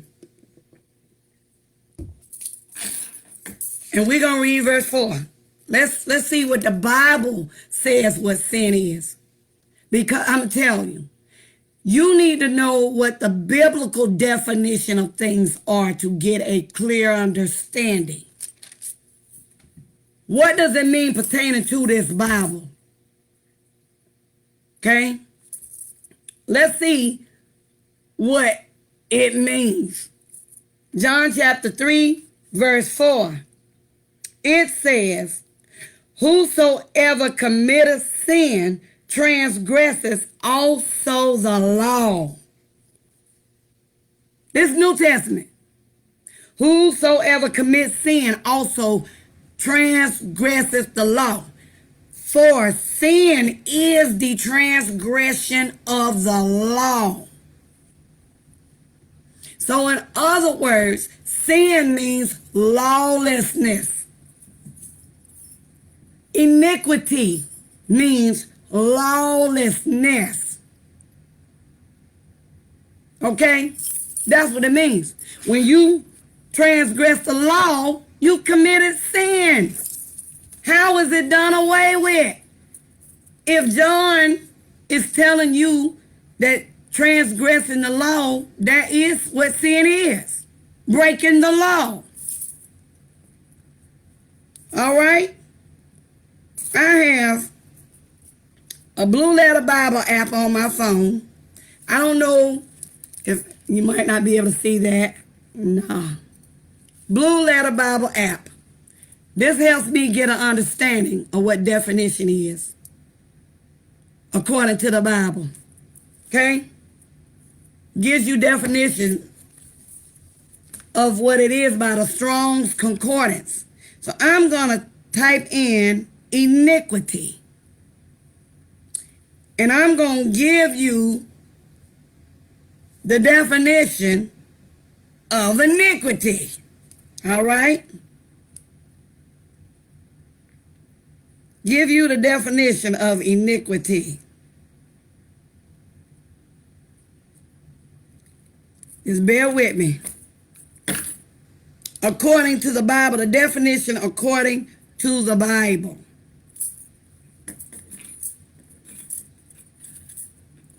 That's important. You got to do it that way.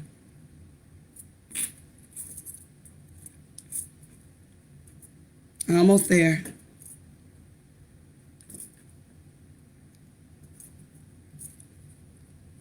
Okay.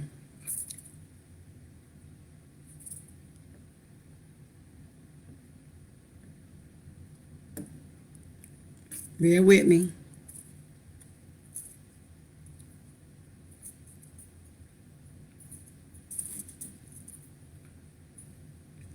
Was it transgression? I think it was transgression, what I wanted to look up.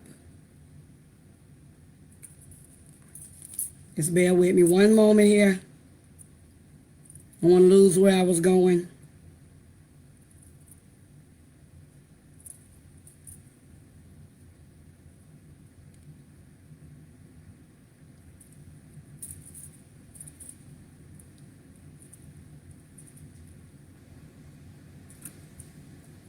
Iniquity.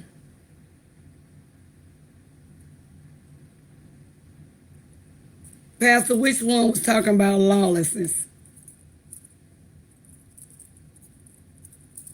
Pastor Turner. Which one was talking about lawlessness?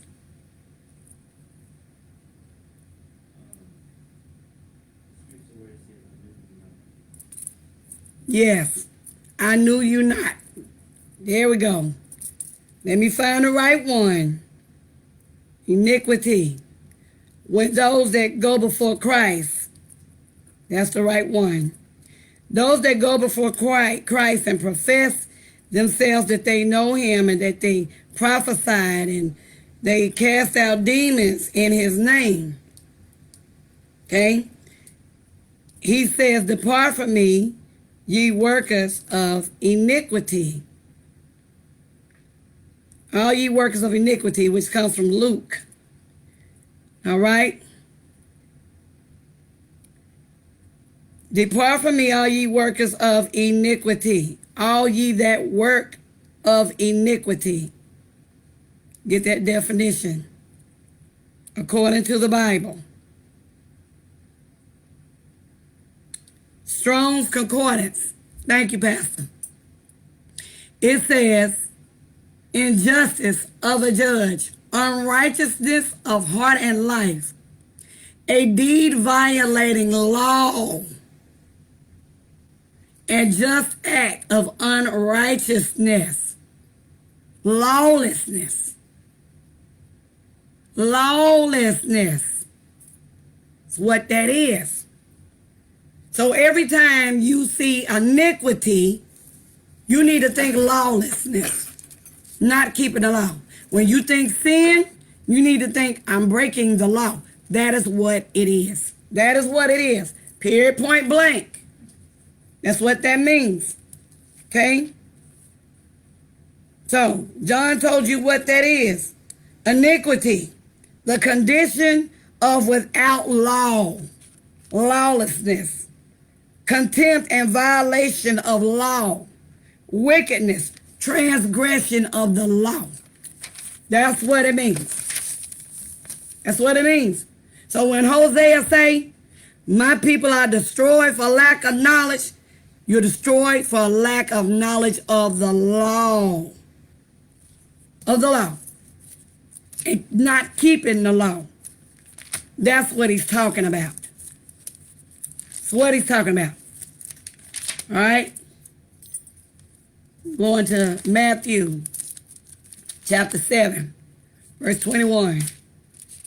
Y'all stay on here with me. I know y'all tired, but look, I'm one running in my mouth. Stay with me.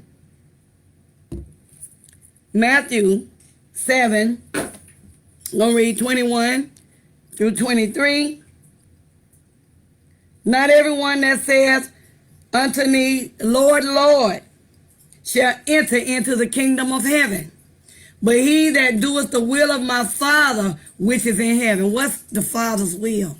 His will for us is to keep his laws. Many will say to me in that day, Lord, Lord, have we not prophesied in thy name, and in thy name cast out devils, and in thy name done many wondrous works? So who is he talking about? These church people. These people that go to church. Who else doing that? Who else casting out devils? Who else prophesying? Who else doing wonderful works in his name? Church people. So why are so many not gonna get in? Why so many of us gonna hear him say, I never knew you. Depart from me, ye worker of iniquity. Ye worker of lawlessness. You are not keeping my laws. Yeah, you going to church. You doing all these things, praying, laying on hands, you're doing these things, but you are not keeping my laws. I don't know you, and you don't know me, because the will of my Father is to keep his commandments. He gonna say he don't know you. That's what he gonna say. You don't keep his commandments. Church people, come on. We all have a goal. We want to get to live eternally with our Father and be joint heirs with our Savior. But Willie Lynch syndrome still got us not keeping his laws. And we just didn't know. You didn't know. But as of tonight, you can't say you didn't know. Can't say it. Luke 13, 24 and 28. Do 28, y'all. I'm getting there. I'm getting there, but hey, I still got more. Still got more. Well, I'll just tell you Luke 13, 24 through 28 is talking about the same thing. Okay? Lawlessness. Just write that down. 24 through 28. Ye worker of iniquity. Same story. Okay? Acts 17 and 30 tells us that he's winking at our ignorance. But he don't want us to keep being ignorant. He don't want us to keep being ignorant. He wants us to study. We're supposed to seek out our own salvation with fear and trembling. That's what we're supposed to do. Revelations 14 and 12.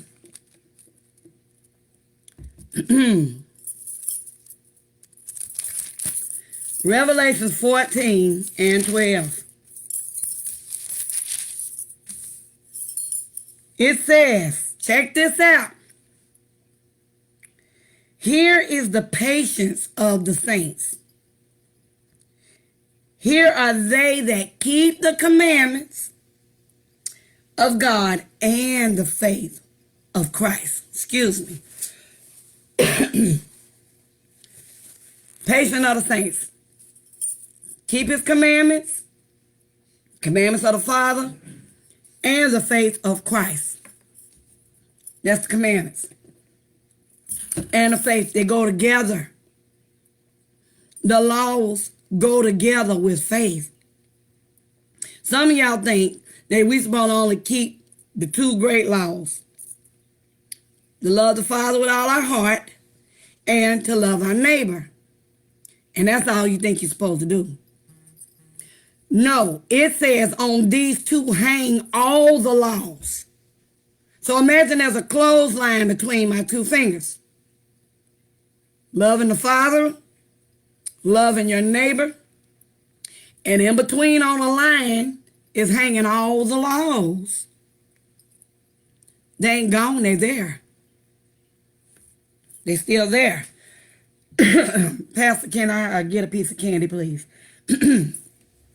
I got a tickle in my throat. Excuse me. So the laws are still there. They hang on those two. They're not the only two. Okay? So those two go hand in hand. All right? Thank you. So they go hand in hand. And not only that, 1 John. Let me tell you what else to say in the New Testament about his laws. 1 John chapter 5, verse 3. You want to know what the love of God is? Here it is. For this is the love of God, that